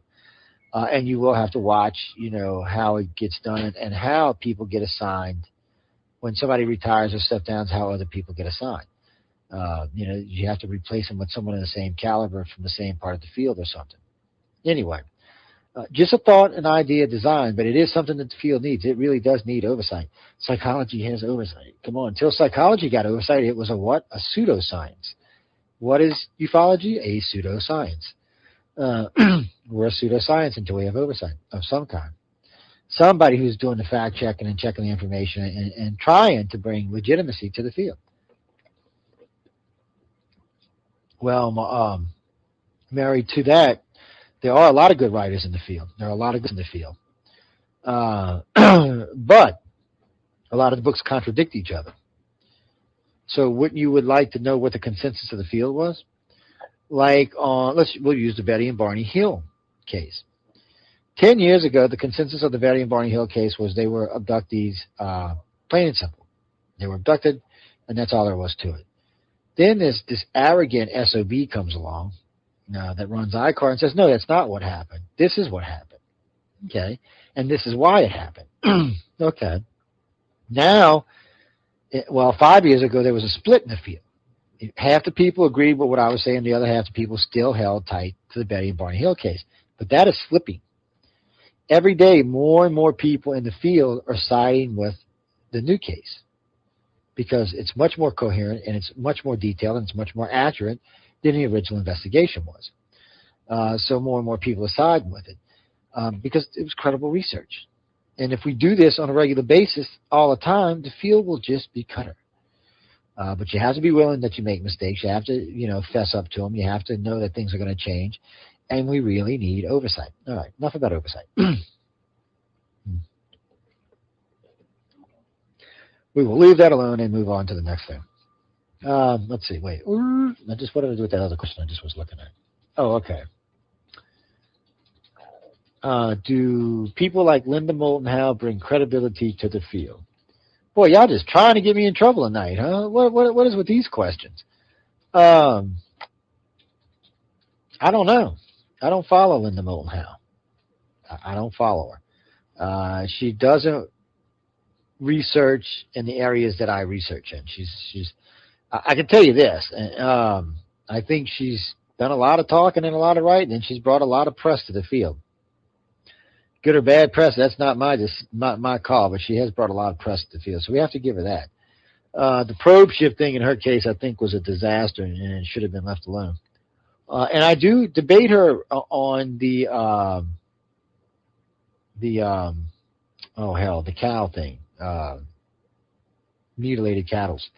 I do debate her on that because I think there's better and more plausible explanations for that. Yeah, I will get to that. I seen that. I knew when I said that I was going to get that. I am.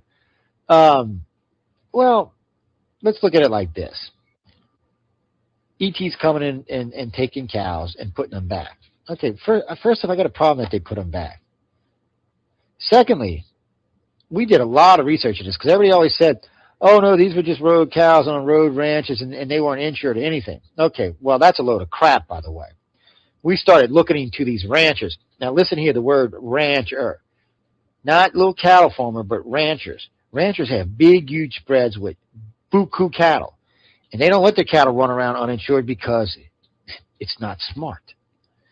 So come to find out, when we asked a couple of places like in Arizona and a couple places in Nevada, and actually a couple of places besides that, when we talked to the police about it, they said no, these cows were insured. So ET knew the cows were insured, which kind of bothers me a little bit. Also, none of the technology used to me I consider to be of extraterrestrial origin. We have lasers that can cut like that. We have vacuum pumps that can drain a cattle dry in about less than 2 minutes. We have helicopters that run completely stealth and can pick them up and move them around. So I'm not and wait, on top of that, there are more sightings of black helicopters near cattle mutilations than UFOs. So what the hell does that tell you? Now, and this is more importantly to me, okay, there are really no cattle mutilations east of the Mississippi River. There's a lot east of the Mississippi River, but there hasn't been any real cattle mutilations. Now, what is really the difference between the west side of the Mississippi River and the east side of the Mississippi River? Anybody know? Anybody got an idea what it could possibly be? Okay. 99.99% of all nuclear testing done in the United States was done west of the Mississippi River. Wait a minute. Near places where cattle mutilations happen frequently, okay? New Mexican deserts, Arizona deserts, Nevada deserts, where ranches all around there. What they're doing here, if you pay attention to what parts are being taken, these are the parts of the cow where the radiation would accumulate fastest and at the most, okay? This is science fact. You go check this out for yourself. This is where the radiation would accumulate, where you would see it first and where you would see the most of it. And these are organs that were being removed. Okay, a lot of these cattle are free-range cattle. You know what free-range cattle is, right? They're out eating in the wilderness, and then they bring them in and they feed them before they bring them to the slaughterhouse. Which means these are great cows to test for contamination in the food supply and in the water supply. Now, we know for 40 years our government had been blowing nukes up under the ground in the deserts for 40 years. So they can't go around testing for nuclear contamination because people like you will sue, okay? If all of a sudden you see people out there testing all the water streams and food and cows and vegetation for radiation, you're going to get a little nervous, okay? They can do it this way. Nobody has to know. They can blame it on the UFOs. It's a great cover story, and no one will ever know the difference. And this way they can know ahead of time if an area has been contaminated and figure out how they're going to deal with it long before you ever find out about it. It's a much better and much more plausible explanation for what's going on out there than ETs flying around and gutting our cows and putting them back on the ground. It would make sense if the government was doing it. They would take free-range cows that are insured and put them back, because as long as the rancher's got the body, he can collect. Y'all didn't know that, did you? If the cow goes missing, he can't collect, but if he's got the body, he can collect. I know, huh? No, people don't think about these things. I do, though. And it doesn't mean that's what's going on. But really, we have two good theories here. Oh, aliens are coming and gutting the cows and setting them back down, or the government's testing for radiation. You know, somebody said, well, the government could just buy cows. Well, they can, and I'm sure they do buy cows and test them. I have no doubt that they do that from now on out. They'll go to an auction and buy cattle and test them. I don't even have no doubt that they do that. But this is a little bit different. I think they're doing these in the field and they want to know. When the cow aren't found, they probably found contaminants. But hey, it's a theory, okay? Ain't even that. It's a hypothesis. Oh no, that's a theory. But still, it's out there if anybody wants to think. But that's the whole part about doing research in this field. You have to put theories present. Now, if we had a board that did consensus, I could submit this to them, and they could tear it apart or strengthen it up. You know, because good researchers will build on it. If it's a good, solid foundation, good researchers will build on it. If it's a crappy foundation, they'll tear it down. We don't have to worry about it. It's done and over with. But this way, it's just going to float around the field and start arguments for the next 20 years. Because that's what's going to happen. It does it every time I bring it up at a conference. It starts arguments because half the people are like, well, yeah, that sounds really good. And the other half people are like, no, it's damn aliens. Okay, you can't blame the aliens for everything that goes wrong in your life, people. Get past that. Just get past it. Oh, I'm sorry if that was. I just called. I just seen it hung up. I wasn't looking at the screen. Yeah, I actually have to be listening to Skype because I have it turned off so it's not bleeping in my ear. It's a sensible and plausible explanation for it. You know, I brought it up to Linda Moulton Howe one time, and she almost had a cow. I'm serious. Y'all should listen to that show. She almost had a cow. Now, she told me something, and I don't know if this is true or not, but this is everything if this is true. And I've never been able to authenticate what she said here. She told me that they have got the heart taken from inside the heart sac, but there was no physical damage to the sac itself. It was like the heart was beamed out of the sac. There was no scars, no burns, no nothing. If that's true, I don't know if we possess that kind of technology. So you got to stop right there and say, okay, everything else sounds more plausible the way I say it, but when you talk about that, maybe not. But I've only heard her say it. I've never heard any other researchers ever say it, and I can't find any documentation on any cattle mutilations that's posted online ever. So, you know, I got to take that with a grain of salt and move on from it. I'm one of the people, just because somebody says it doesn't mean it's true. You know, come on. Give me something, you know, tell me where I can find something, where I can go look for it. Like the other night, I'm in a room, right? A friend of mine, Peace Lover, invited me to a chat room on Pal Talk. It's a crazy, kind of weird Christian room. So I pop in for a few minutes, and we're talking first, which, of course, has got them all up, and just their dandruff is like all up on their head and their neck and stuff. I'm just laughing by it because, you know, to me it was kind of fun. I was kind of just playing around with them, kidding around. But they were so rude and so mean, and you know, and for someone like me, it's not hard. They can attack me all day long. I'm not going to really get offended or hurt, and I'm usually going to hit them with points that they're not going to be able to defend because simply they're not knowledgeable enough in the subject matter to defend them. But, you know, presenting something like this cattle mutilation thing over there, they can't even argue with it. They're kind of like, well, what the hell? And it scares people when I talk about it to think that your government might actually be out there doing that. You know, that they might actually be out there doing that. It's kind of a scary thing in general. But, you know, there's two ways to look at that. You can look at it as a scary thing that the government's running around doing it and not telling us, but you can also look at it that they are out there testing to find out if there is radio materials to do something about it before we find out about it. So, I mean, it's a good and the bad thing. You can look at it both ways. You know, whichever way makes you feel most comfortable, that's the way I would look at that. And theories are theories, and so on and so forth. Anyway, we're going to move along. We got a bunch of questions stacking up and very little time to get them out. What about Kim? You know, I've seen the chemtrail thing.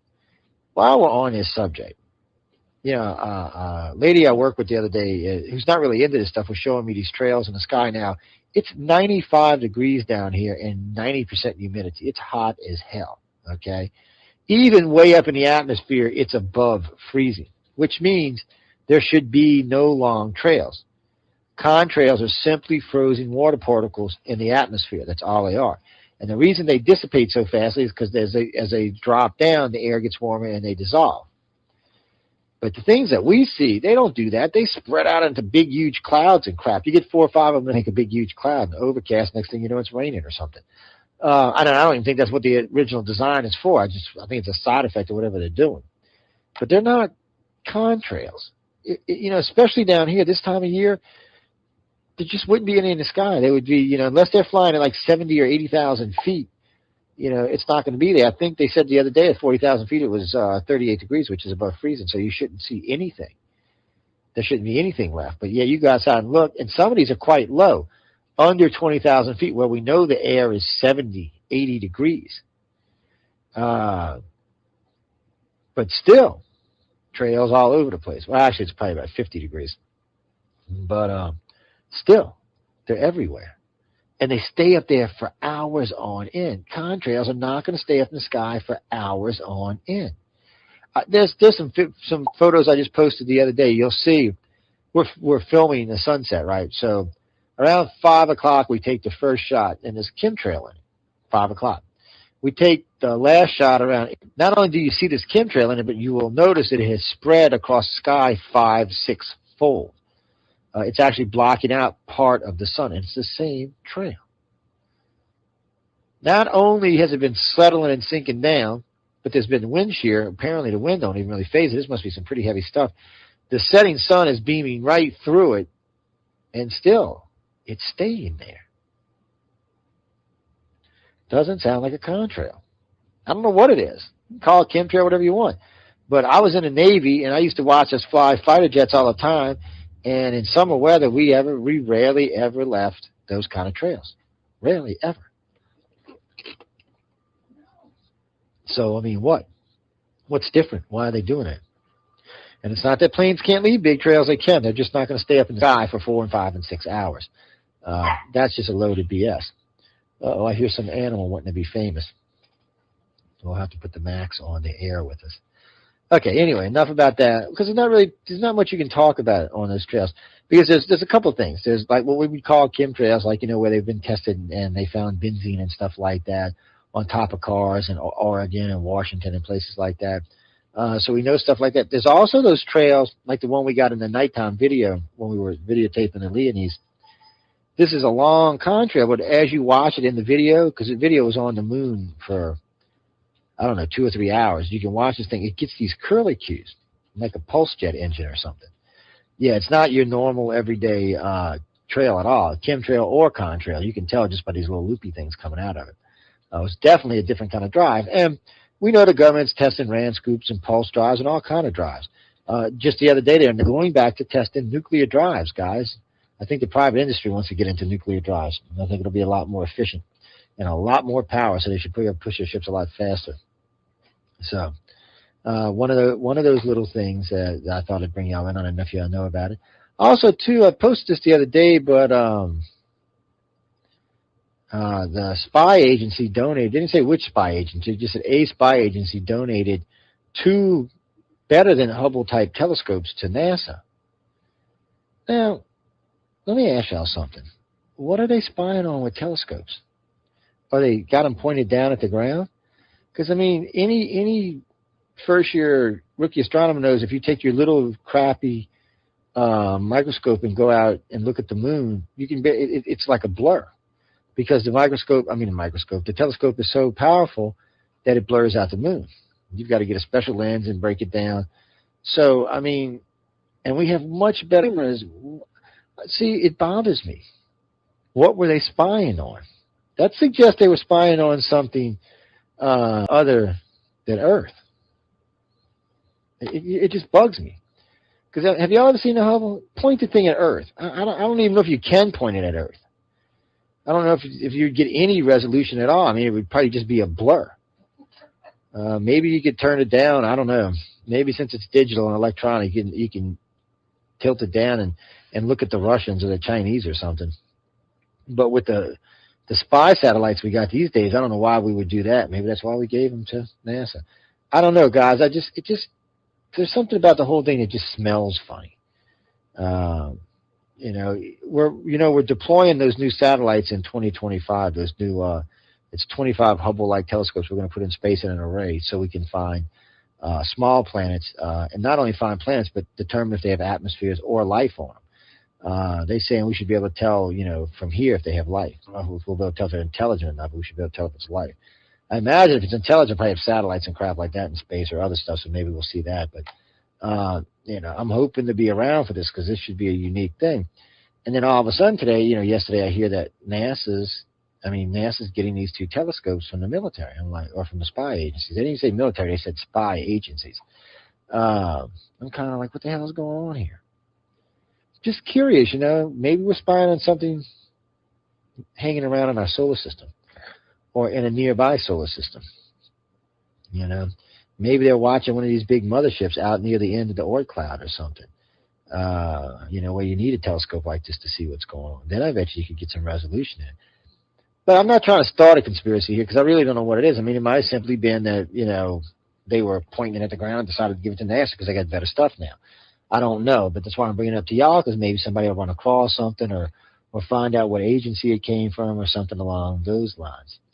Now to Pippi. Hey, Pippi, where you? Argentina. Well, I hope it's nice down there. I got a lot of relatives down in Argentina. Yeah, there's a lot of Montaldos down there for some reason. Came over from Spain and Italy way back in the day. Okay, what you got? Yes, ICAR is in South America. We do have directors down there. Matter of fact, I was talking to somebody about one of our directors down there just recently. And we are planning on establishing a web presence, a separate, because we're starting to set up servers in other countries now. You'll always be able to access the icar1.com site. It will always be there, but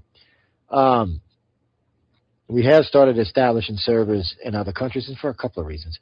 One, the server can be dedicated to whatever the local language is, which makes it easier. You don't have to translate everything. And there's a couple other reasons besides that. It also helps for us to keep data in other places. The organization is getting kind of big, and we are starting to get a lot of people around the planet. And we do need to kind of diversify a little, for a lack of a better way of saying it. So, but there is, so you can get down there. As far as what kind of grays, you're right. I have talked about in the old days, I used to think the Naskins, and this is something I was talking about earlier tonight, you got to admit when you make a mistake. I used to think the Naskins boarded their children to look like the Greys. I was wrong, by the way, because the Greys' heads are not shaped that way. The human-type aliens' heads are shaped. See, once I got enough criteria to understand what a Grey's head actually looked like, Grey's heads are kind of tall, and they kind of puff out and go around, and they're kind of big as they go back to the back and all. The heads they're talking about in Naskins, the face looks like a human face, but the head is actually elongated. It goes back, like in the Alien movie, the alien head from the Alien. It's kind of long like that, but it's, I'd say, 14, 16 inches long. A good foot, half a foot long. A good 8 to 10 inches, maybe 12 inches longer than our head is. So their heads are definitely shaped different. They got hair and all. It's just their heads are shaped differently. And you see this in 3 cultures, in the Sumerian culture, the Egyptian culture, and in the Nazcan culture. They all talk about these, in all fairness, the Egyptians had pharaohs with these kind of heads. So they were either hybrids or aliens themselves. I don't know for sure, but they were one or the other. Or they were people who had their heads boarded to look like the humans. I know they said it was some kind of disease, but now that I understand more about the extraterrestrials, I'm not sure if that's what it is. And since Sumerian and Egypt talks about it, it looks like what they tried to do is break into South America. South America was either probably controlled by the Greys or the reptilians at the time, and they probably tried to get in there. And maybe they wanted to make the Nazcan area their own private base and landing area in South America so they had presence. I really don't know. But I do know the Nazcans used to board their children's heads like that to make them look like them. And the tipper for me was a couple things, but one, I actually seen one of the skeletons, and I realized it wasn't shaped like a Grey's head. It was shaped like the human-type alien's head. So when someone tells you that the human aliens are these beautiful, overflowing things, they're lying to you, okay? It's not that they're not big. It's not that they're not taller than us. And they're always, they're probably all in good shape because, most of our astronauts are in good shape because you usually put your best foot forward when you're sending astronauts and people up in space.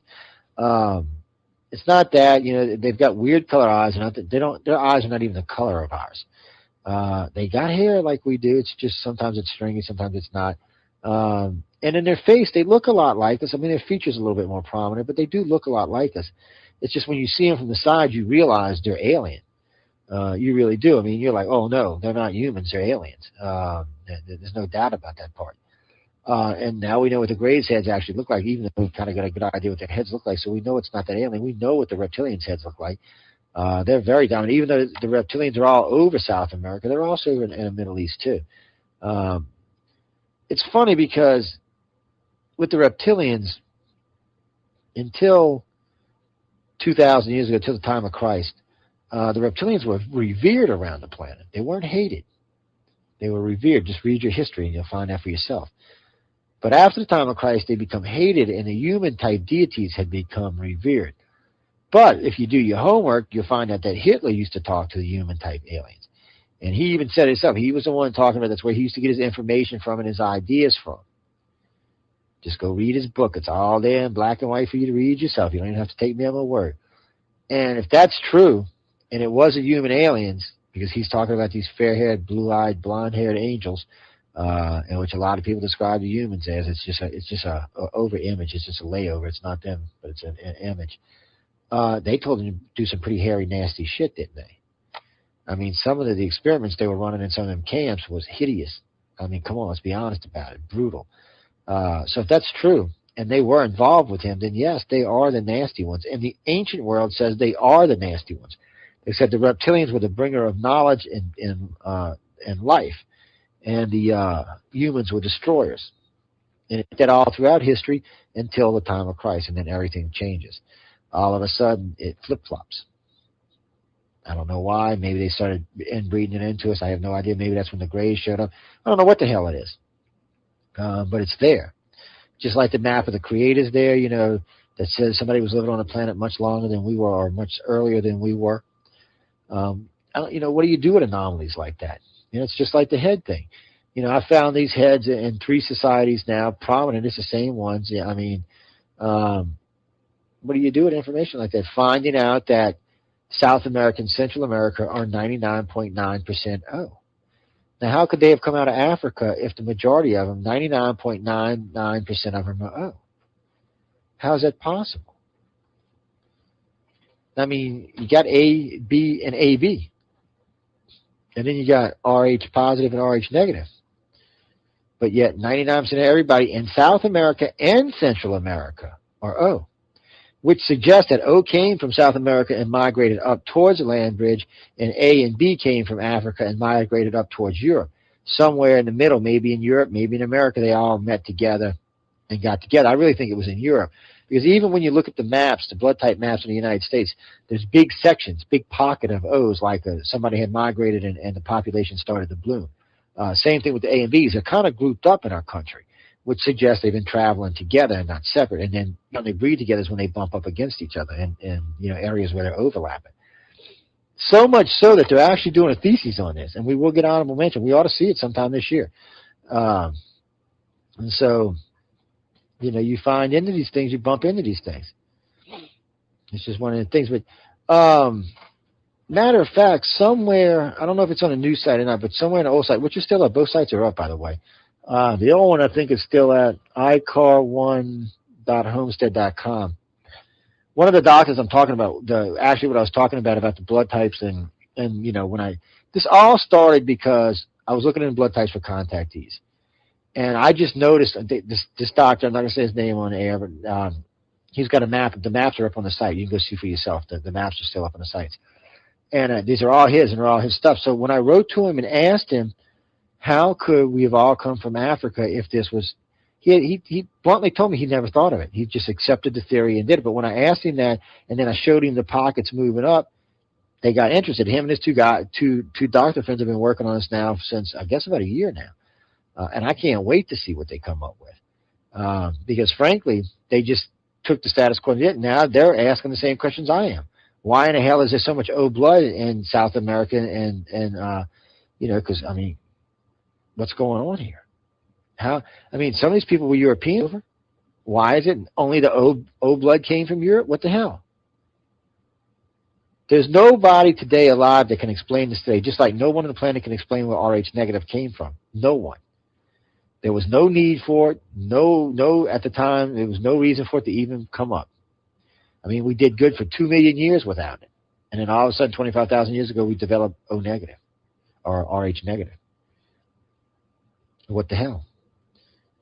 You know, all of a sudden, for 2 million years, there was only blue and brown eyes with some little slight mix. All of a sudden, now there's green eyes, which, by the way, are growing in number. Yeah, where there used to be hardly any, they're actually growing in number. So what is this? There's been a fundamental shift on our planet in some shape, form, or fashion. Whether it's extraterrestrial related, whether it's something else, I have no idea. But there's definitely some kind of genetic movement going on the planet. And it is nice to see that some of the doctors and DNA people are seeing it too and actually looking into it now. And we may actually find the next century, the next 20 years could be just astonishingly interesting as they explore and probe this more. Because, you know, I stay in contact with these guys on a regular basis because I'm always asking. There's always something I want to know about blood types. The other day I sent something about how temperatures affect blood and how can it affect sensory perception, because I was kind of curious enough if he was immersed in something cold or something warm, how they would respond to it. Which could you expect from them to respond to it? And, you know, they were talking about, you know, what they've been doing, what they're up to, what's going on. And, you know, probably, or I said probably, or hopefully, I'll say, when this is all said and done, maybe we can get them come on the show and talk about it. They are real doctors, they're real professional doctors, and they're not real happy about putting their name for it. But the one guy did officially, you know, tell us we could use his maps and all of that. And in the beginning, he wouldn't even let us do that. He was like, no, you can write my findings, but you can't even use my maps. I was like, what an ass. And I pester everybody, so I just kept pestering him. Finally, he said I could use his maps, so we put them up. And then he started asking me questions why I was so interested in this and why do I want to know this and what the hell's up with this. And, you know, you're crazy, dude, but, you know, and then when I started giving him facts and asking him hard questions, and he got even more interested in it. So where it goes is anybody's best guess, but it is promising. I will say that much. I just can't wait to see the final results. So that's a good get that out there. And we got other stuff that's going on, other programs that's going on. Where'd that question go? There was something else I want to squeeze in here before I start bringing on other people with me here. Where did it go? Where did it go? Where did it go? What did it do with it?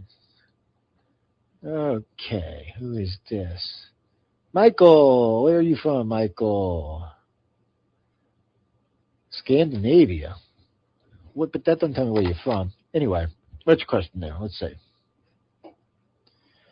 Why do aliens abduct mostly Americans?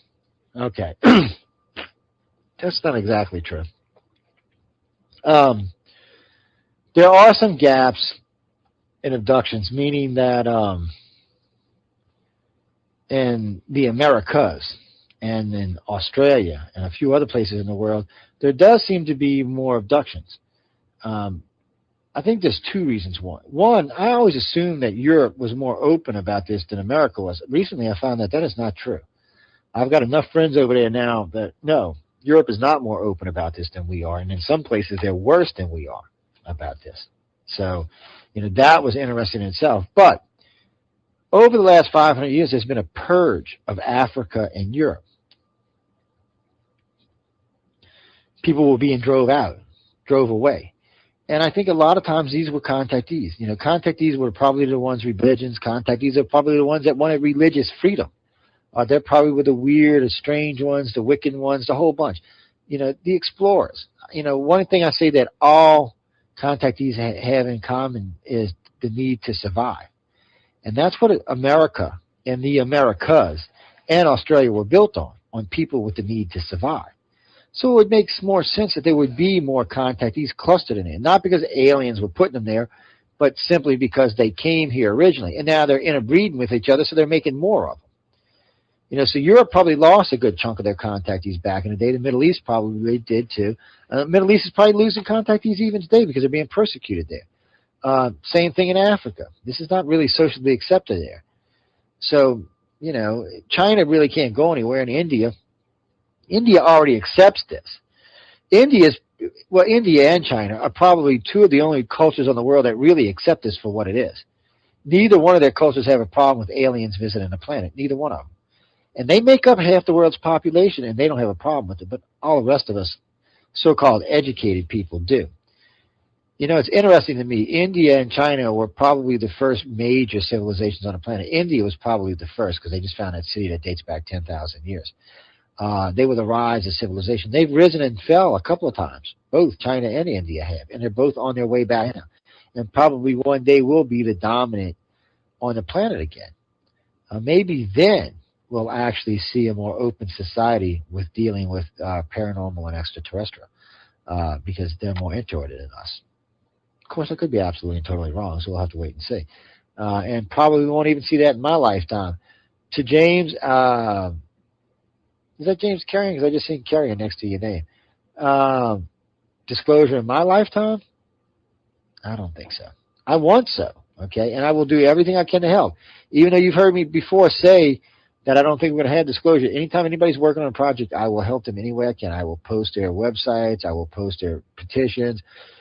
I'll bring them on shows. Let them talk about it. Whatever it takes to get those agendas going. I have no problem with helping people try to get disclosure because you never know if we might get lucky. You know, you never know. But frankly, if you ask me point blank, no, I don't think we're going to see it in my lifetime. But I want to be wrong there, so it's not going to hurt my feelings any. How's that? Because it's really not. I mean, when it comes right down to it, I'm kind of like, E.T. come home. Because I really think the reptilians are from Earth. I don't think they're. Congratulations! I think they got you won. worlds or new home worlds, off world, but I don't actually think that they're not from here. I really do think that the reptilians are here, and the humans they might actually be from our solar system. They could have been Martians or something. Before Mars went crazy. There is that problem with humans with the 24.25 hour clock and the average working temperature on the planet. Our bodies are set up for a different temperature. I think it's 73 degrees Fahrenheit on Earth, and would have been 63 degrees Fahrenheit back on Mars in a day. Our bodies thrive in that. Actually, it's much better temperature for us. Our biological clock is set on a 24.25 hour day, but our planet that we live on is a 23.75 hour day. So if we naturally evolved here, why aren't our biological clocks synced?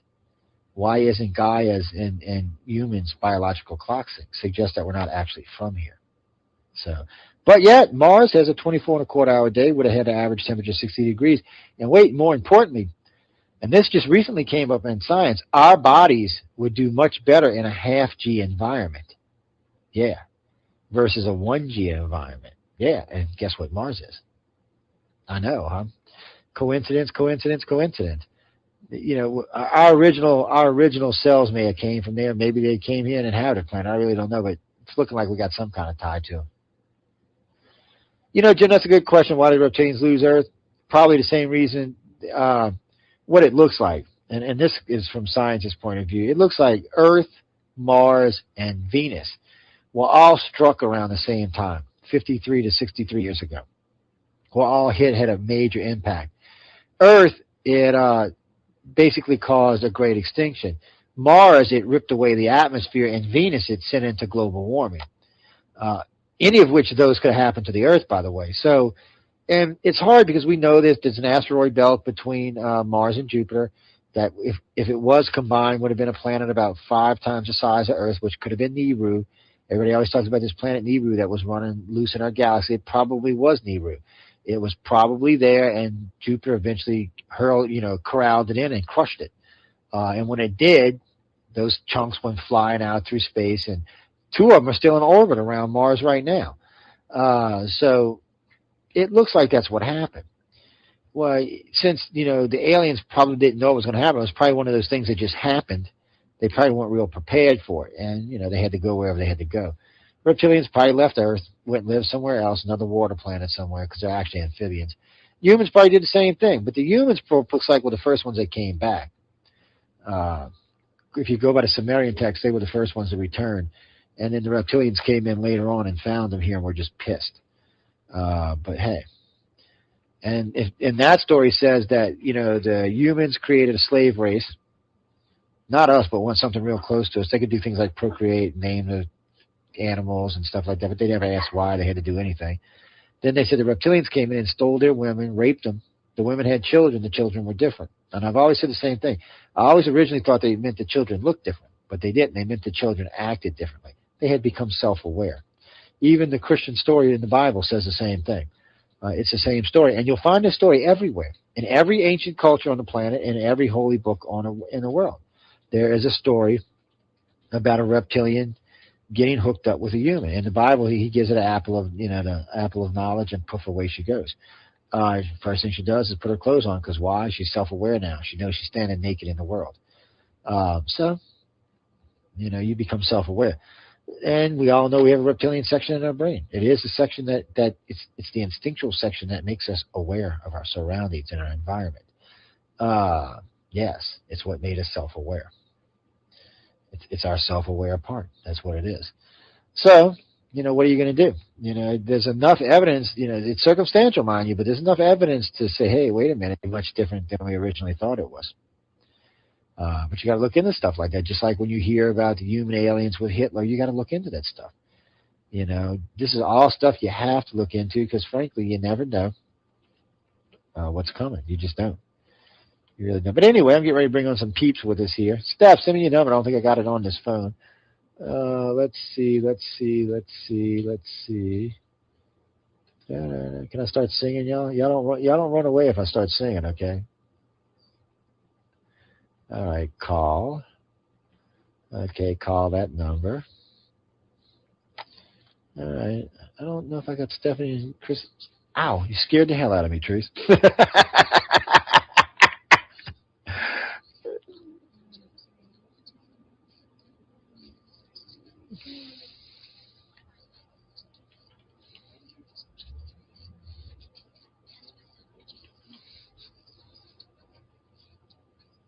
Oh, y'all getting bad? We had some bad weather earlier, but I think most of it skedaddled out of here, I think.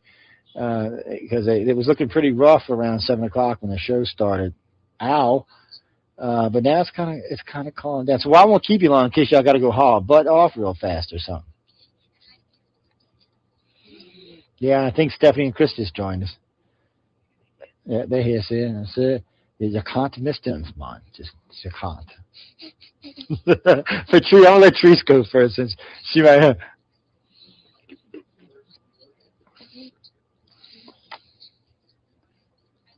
Oh, wait, Trees, wait, Trees, hold on a second. You know what? They can't hear you. So, and I know why. Hold on. Go ahead and go now.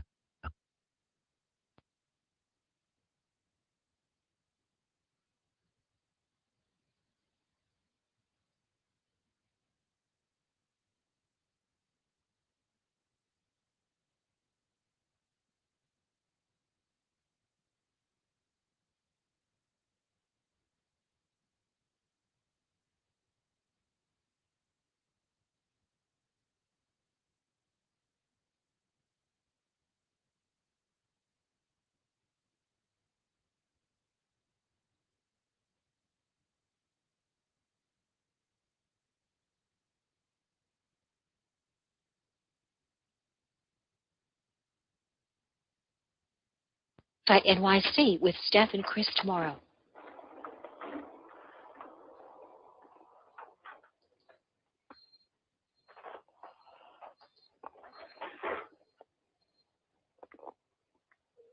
And Joe, I hope you can hear me.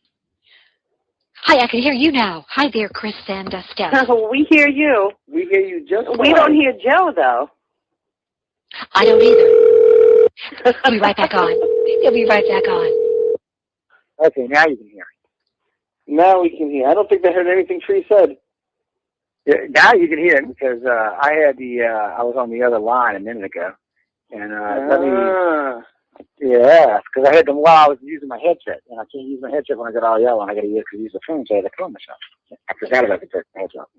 I can't do it that way. That's just one of those things.